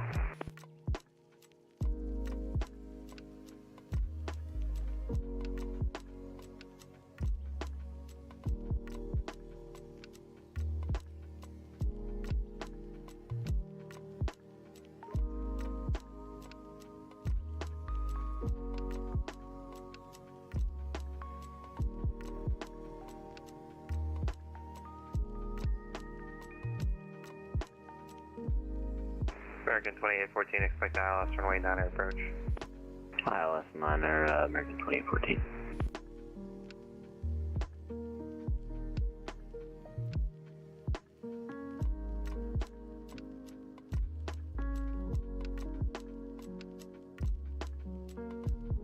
Miami Center, Delta 6441, how do you read? Delta 6441, Miami Center, cloud by 5. Cleared to the Orlando Airport via radar vectors. Pricey, correction via Sarasota 4 departure. Radar vectors pricey than is filed. Climb and maintain 3000. Expect 9,000 1 0 minutes after departure. Departures on this frequency, squawk 5753.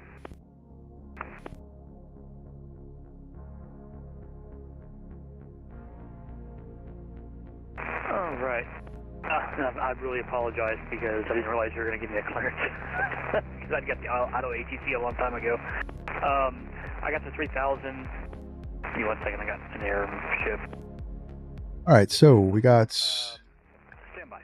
Wilcox. Still looking good for Wilcox. Miami Center, Southwest 5448, flight level 370. I see Wilcox. I keep saying Wilcox. It's a Willox. Follows 141, expect the RNAV Zulu, runway 10 left approach. Expect your RNAV Zulu 10 left, Bombers 141. Dominican 2104, descend to the Vice 2 arrival, Miami landing east, altimeter 3013.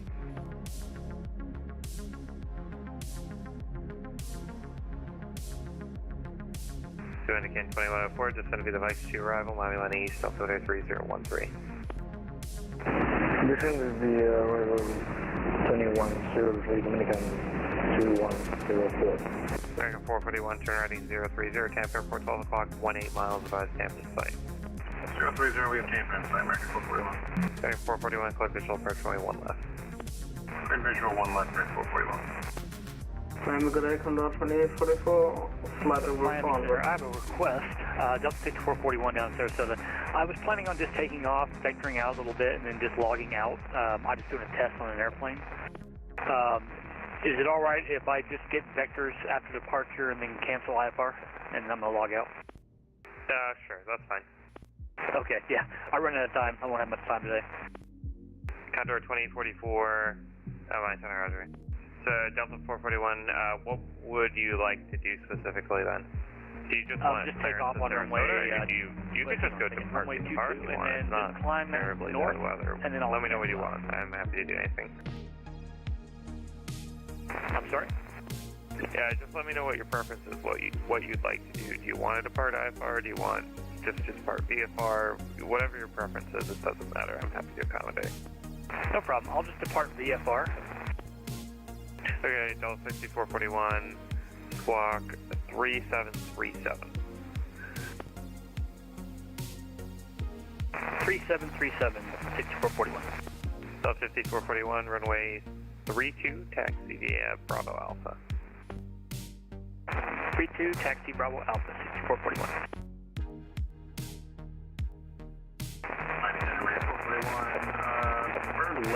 All right. Still looking good. Sorry I haven't been talking. I'm just kind of listening to ATC and kind of monitoring this descent. American 441, you still don't have the field in sight? Or you lost contact with the field?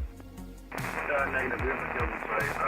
You put us at a 330 heading, and that's Oh, sorry, I thought you heard, I said 030. Yeah, that's all. Okay, turn righting 070, and if you still have the field in sight, you're clear for the visual approach. Once you're clear for the visual, you can actually technically kind of do whatever you want. 070, and apologies for that. I heard 330. Yeah, no worries. And center, American 2052, level 350, good afternoon. American 2852, my center, hello. Right, so American 2814, cross leg at 4000, clear ILS runway 9er approach. Leg at 4000, clear ILS 9er approach, American 2814. so that's all looking good. So we can actually go down to 11,000. Paragraph takeoff from Adelaide at 236. American 441, runway 1 left cleared to land. 1 left to land. American 2035, contact Jacksonville Center 13592. Over Jacksonville Center, American 2035.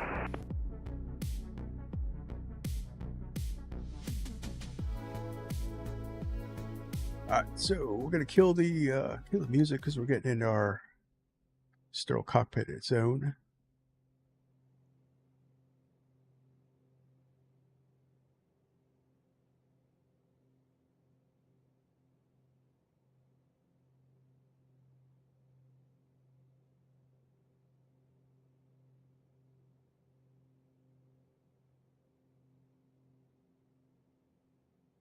Range 859, Havana's offline, frequency change approved, good day. For unit com, thank you for the performance for the safety dinner.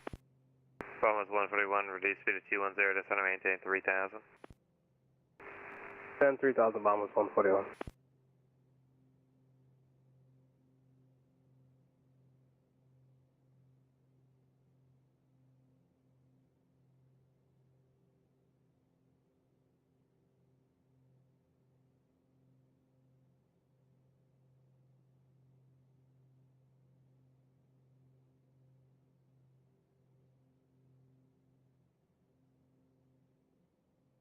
Ma'am, South American 2421 with you 6,700.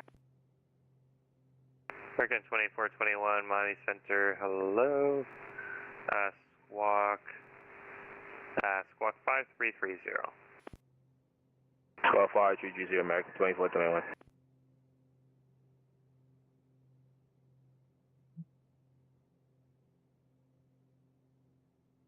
Right, so I think we just nailed the perfect descent. We hit all our crossings so far. Knuckle will go down to 8,000.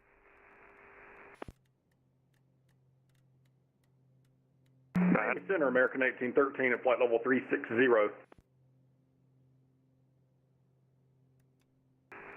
Bombers 141, you want us to maintain this heading? Bombers Bombers 141, sorry about that. Turn right heading 050. Sorry, turn right heading 350. 50 Bombers 141. American 2813, my center, roger.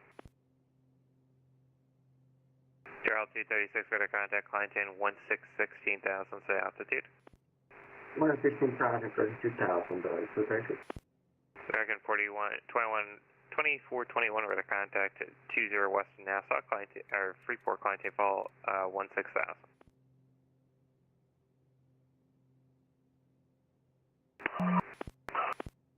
American 2421, climb in 16,000. Climb maintain 16,000, American 2421. Bombers 441, continue right turn heading 320, descend and maintain 2,000.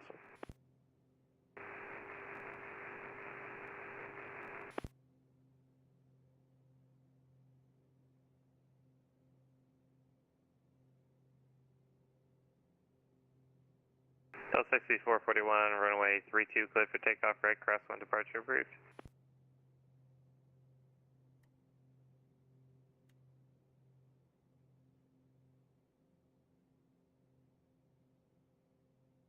Air 45 Foxtrot, Lino, advise Fort Lauderdale information, Delta, expect RNF Zulu, runway 10 left approach.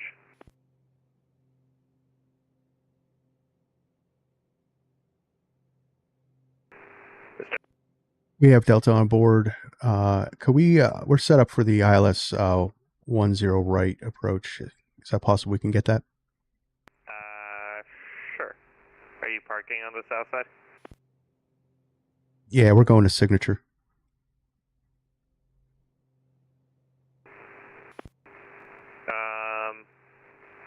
Okay, Signature is actually a little closer to 10 left, if you prefer that, but otherwise I can give you 10 right. Doesn't matter.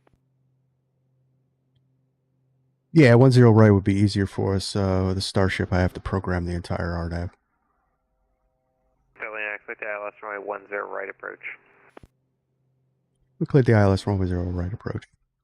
Starship 45, Foxtrot Lima. You're not cleared, just expect it. Oh, we'll expect it, sorry. Bombers 141, turn left heading 180. Left 180, Bombers 140. Miami Center, American 1813 to flight level 360. American 1813, I center, roger.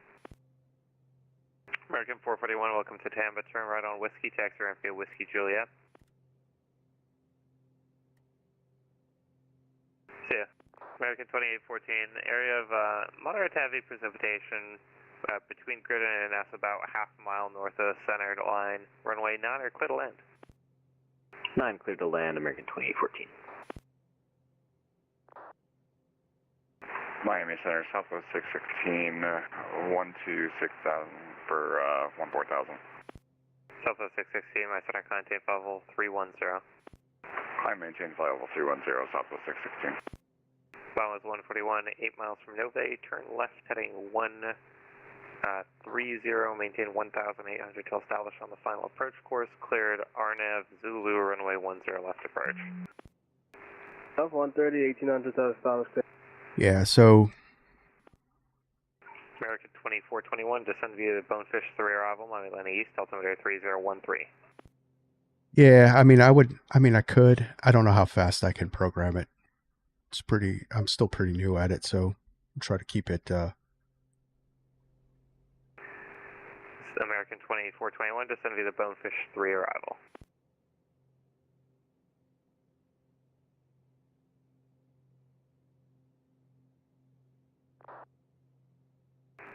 Condor 2044, descend and maintain level 360. Condor 2044, descend and maintain 360, and which runway can you expect?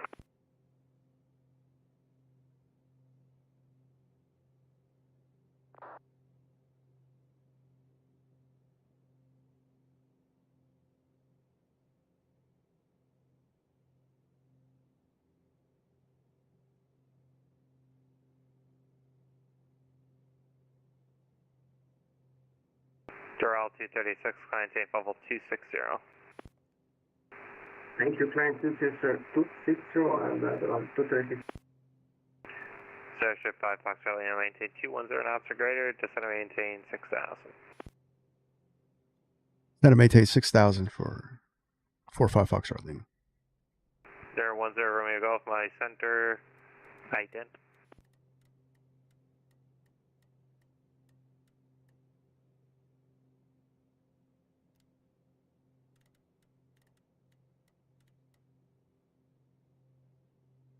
Air 10 Romeo Golf for the contact 40 miles north Lockdy. Lamer.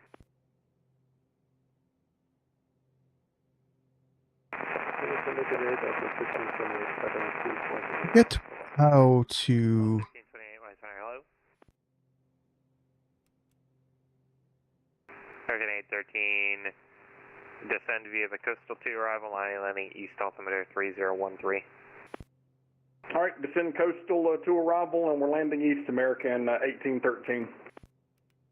Bombers 141, runway 10 left, clear to land. Delta Bombers 141. Air 545 Shot Lima Air, moderate heavy precipitation, near 1 to 2 o'clock, 4 miles, 8 miles in diameter.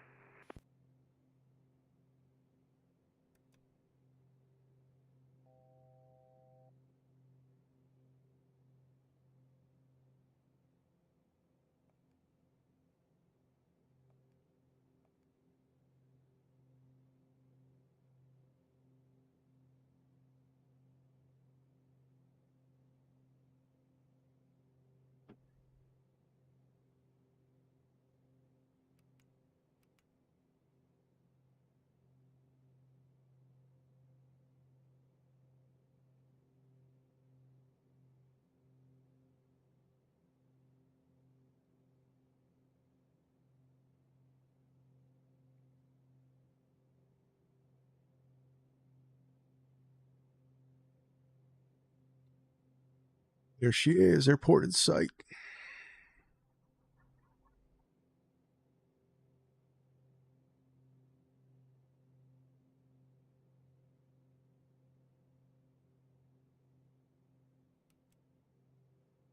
Get how to turn on the radar. Whoops. I think we're good.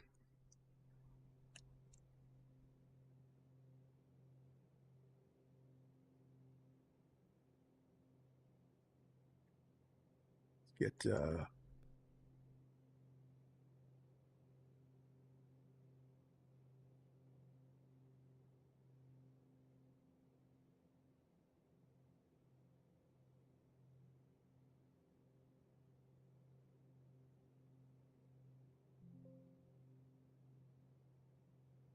get the recorder running.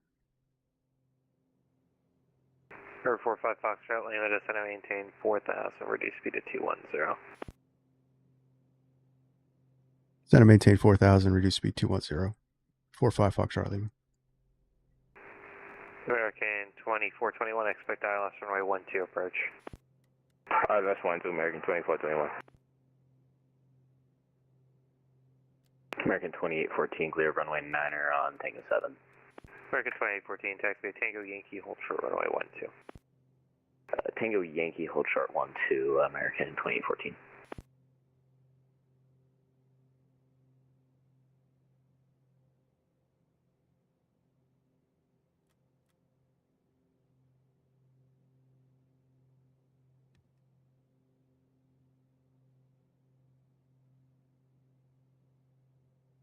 I drop the gear.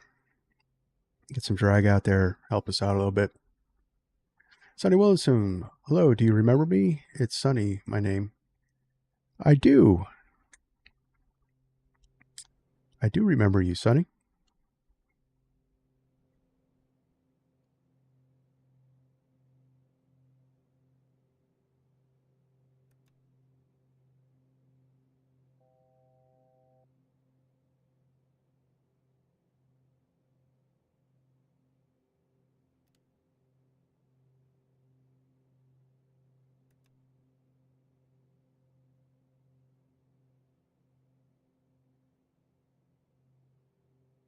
All right, so we're set there.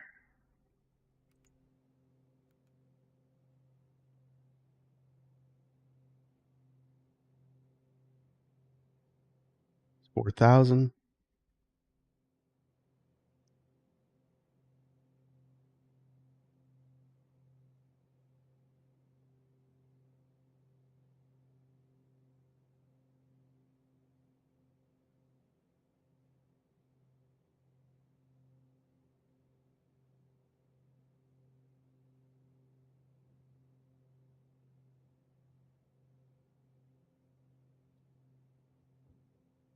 I know, that's what I forgot. 2814, short of 12 Yankee. Air 5 Foxtrot, Lima, descend maintain 3000, turn left heading 190. Is that for me? Air 5 Foxtrot, Lima, turn left heading 190, descend maintain 3000. Left 190, descend and maintain 3,000, 45 Foxtrot Lima. American 2814, cross runway 12, taxi ramp Yankee November. Cross 12 and then Yankee November, American 2814. Dominican 2104, expect ILS runway 9 approach. Dominican 2104, expect ILS runway 9 approach. American 2124, ILS 9 American 2124, that was for a different pilot. American 2421, expect ILS runway 12 approach. American 2421, expect ILS runway 12 approach. Expect ILS 1 to American 2421. Dominican 2104. We almost stalled there. Maintain 170 knots. Maintain 170. Foxtrot Lima. Air 5 Foxtrot Lima, 5 miles from Livery, turn left heading 120, maintain 1,800 till established on the localizer, cleared ILS runway 10 right approach. Left 120, descend and maintain 1,800, and until established on the ILS 10 right approach. 45 Foxtrot Lima. All right, so 120. Oceanic 320, RNF to Cecil, runway right, clear for takeoff.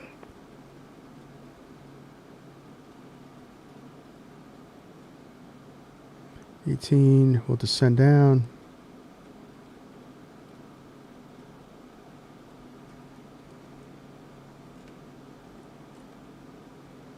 We're not really maintaining. Miami Center, good day, American 1912, with information dictated board, ready for taxi to runway 28 right.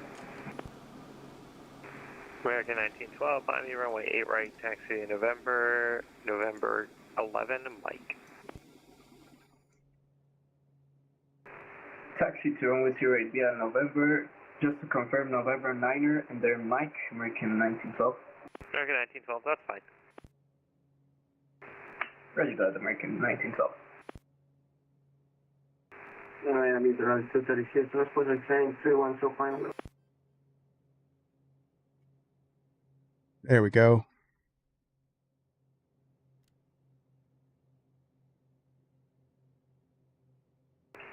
Dominican 2310, Miami Center, hello, squawk 7123. Keep dipping that airspeed. All right. Let's maintain a more of an approach. Squawk 7123. So 045 Foxtrot Lima, runway 10 right, clear to land. 10 right, clear to land. 45 Foxtrot Lima. Gerald 236, say again. All right, guys. Let's go. We'll see how we could do this one. Gerald 236, maintain flight level 300. That will be your final. Okay, thanks So I'm playing Flight Simulator right now. Whereabouts are you on the map in the game? I'm I'm not on a online server, but I am just landing in Fort Lauderdale, Florida. What was the waypoint of crossing 13,000? Hanks. Hanks at 13,000, Southwest 616. Dominican 2310, squawk 7123. All right, so let's power it back. Let's get a more of approach speed. We're going a little too fast here.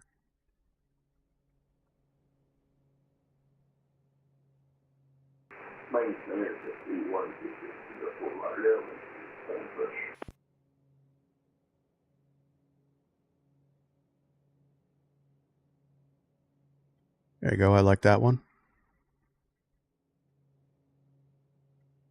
So I'm watching that pink line. What that pink line is a trend. And wherever that pink line points is where you'll be in 10 seconds.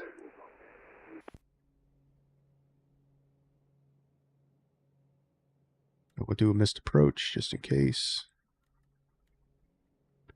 I didn't brief the missed approach. Yeah, see, we're going to get a little too slow.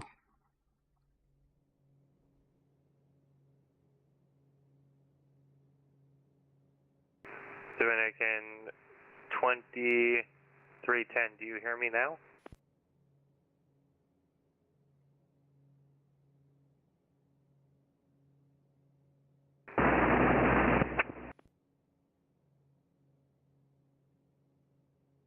Dominican 2104, expect I don't know why I'm chasing the airspeed on this thing.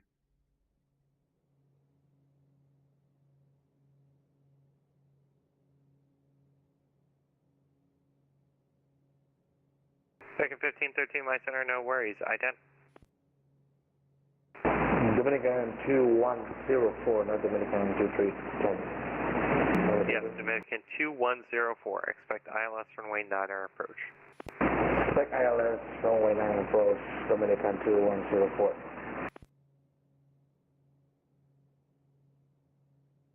Dominican 22310, my center.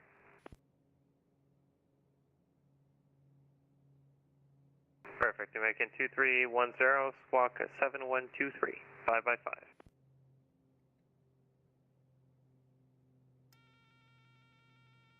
Disconnect. 320, radar contact, climb 10, 16,000, say altitude. American 2421, descend and maintain 3,000, reduce speed to 210. Descend maintain 3,000, reduce 210, American 2421. Condor 2044, descend via the Bonefish 3 arrival, accept, maintain 16,000, Miami landing east, altimeter 3013. Come on.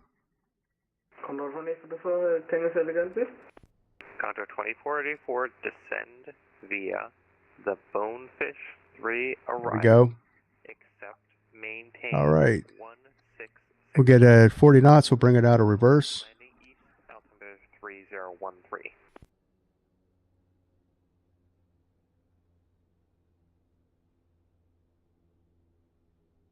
Condor 2044 heavy descent via the Bombay 3 arrival. Stop descending at 16,000 and expecting east approach.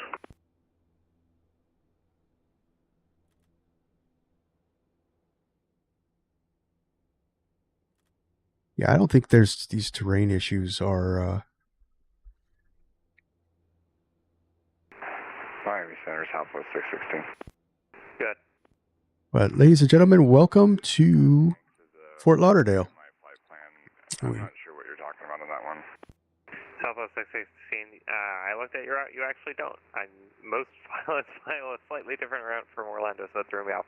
Cross Ray J at a maintain 1313. Yeah, I see what he got. It's a little closer on the other side. Okay, Ray J at 13,000, thanks, Southwest 616.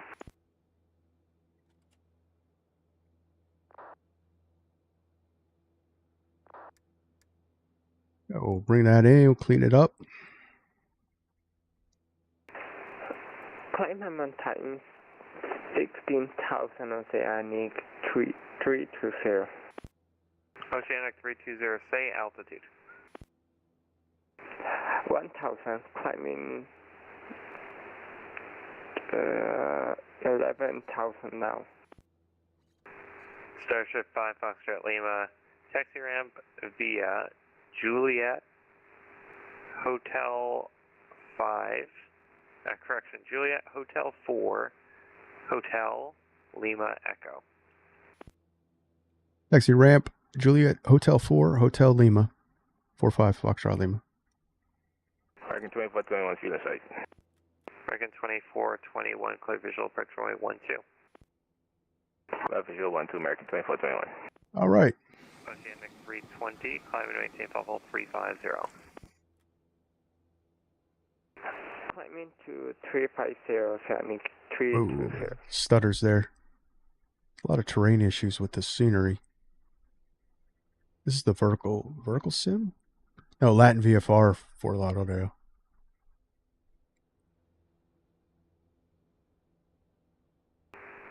Phenom 10 Romeo Golf, cross seat car at and maintain 13,000. The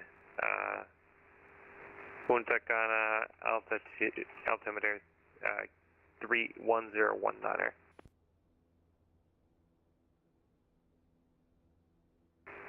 Thomas 142 ready for taxi.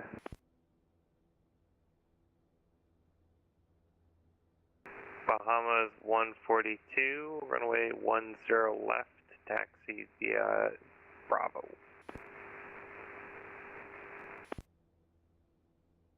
Dominican 2104, descend and maintain 3000, reduce speed to 210. Descend and maintain 3000, speed 210, Dominican 2104.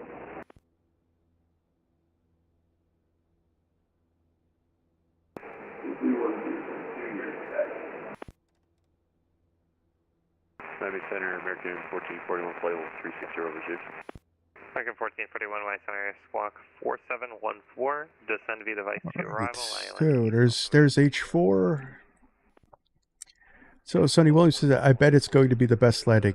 I actually like it. I think it was a good landing, Sonny. And altimeter you said was, what was the altimeter again? 3013. 3013, American 1441, thanks. Tip Lieutenant 2 second.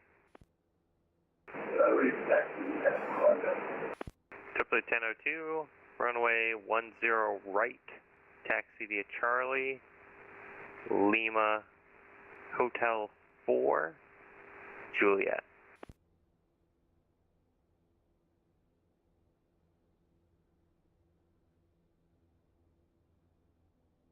American 1912, RNF to John Boy, runway 8 right, cleared for takeoff.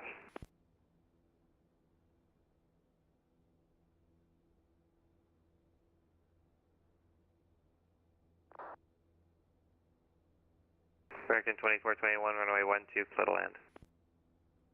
12, clear to land, American 2421. And there we are. Looks like you're a little high on the arrival, just expedite descent to comply with the restrictions. I'll expedite our descent, American 1813.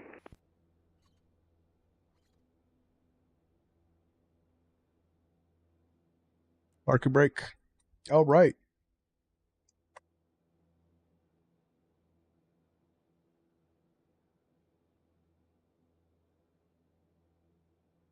Welcome to Fort Lauderdale, guys. We'll disconnect from a VATSIM.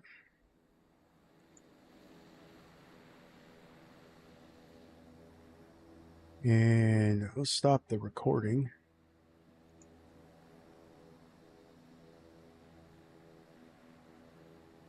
I'm going to leave the engines running for our, we're going to check out that landing. Unfortunately, it looks like I didn't have Volanta up, so we don't have a,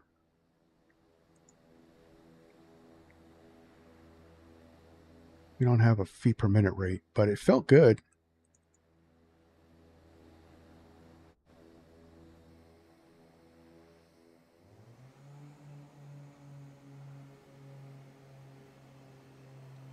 Let's see here. What do we want? We want to run it forward.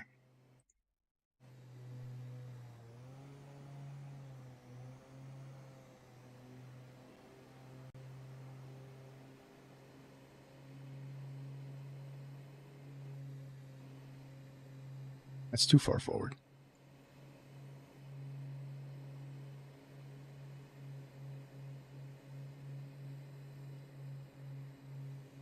We did float. So kind of had a, let's see how it worked out. Kind of had to dip the wing to kind of find the runway.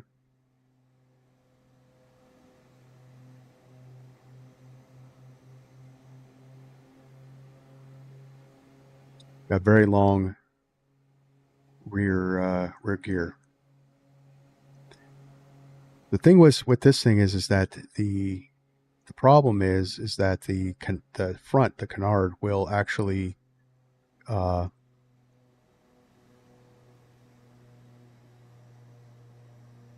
They were floating. Tip the wing. Got a feel for that runway. It was center line. That was spot on. I would say sub 200, but nothing butter.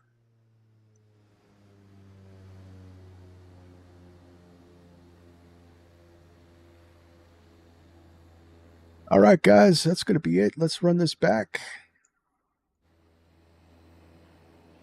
Appreciate everything. Appreciate all those that joined in the chat. So we had Sonny Williamson, Captain Clueless. Who else we have going on? We had Eric Shelton. Thanks, guys. It was fun. It was great. I did enjoy this one. Love the Starship, guys. Pick it up. You won't regret it. So much to learn with it. It's awesome. All right. Thanks for watching. On to the next one.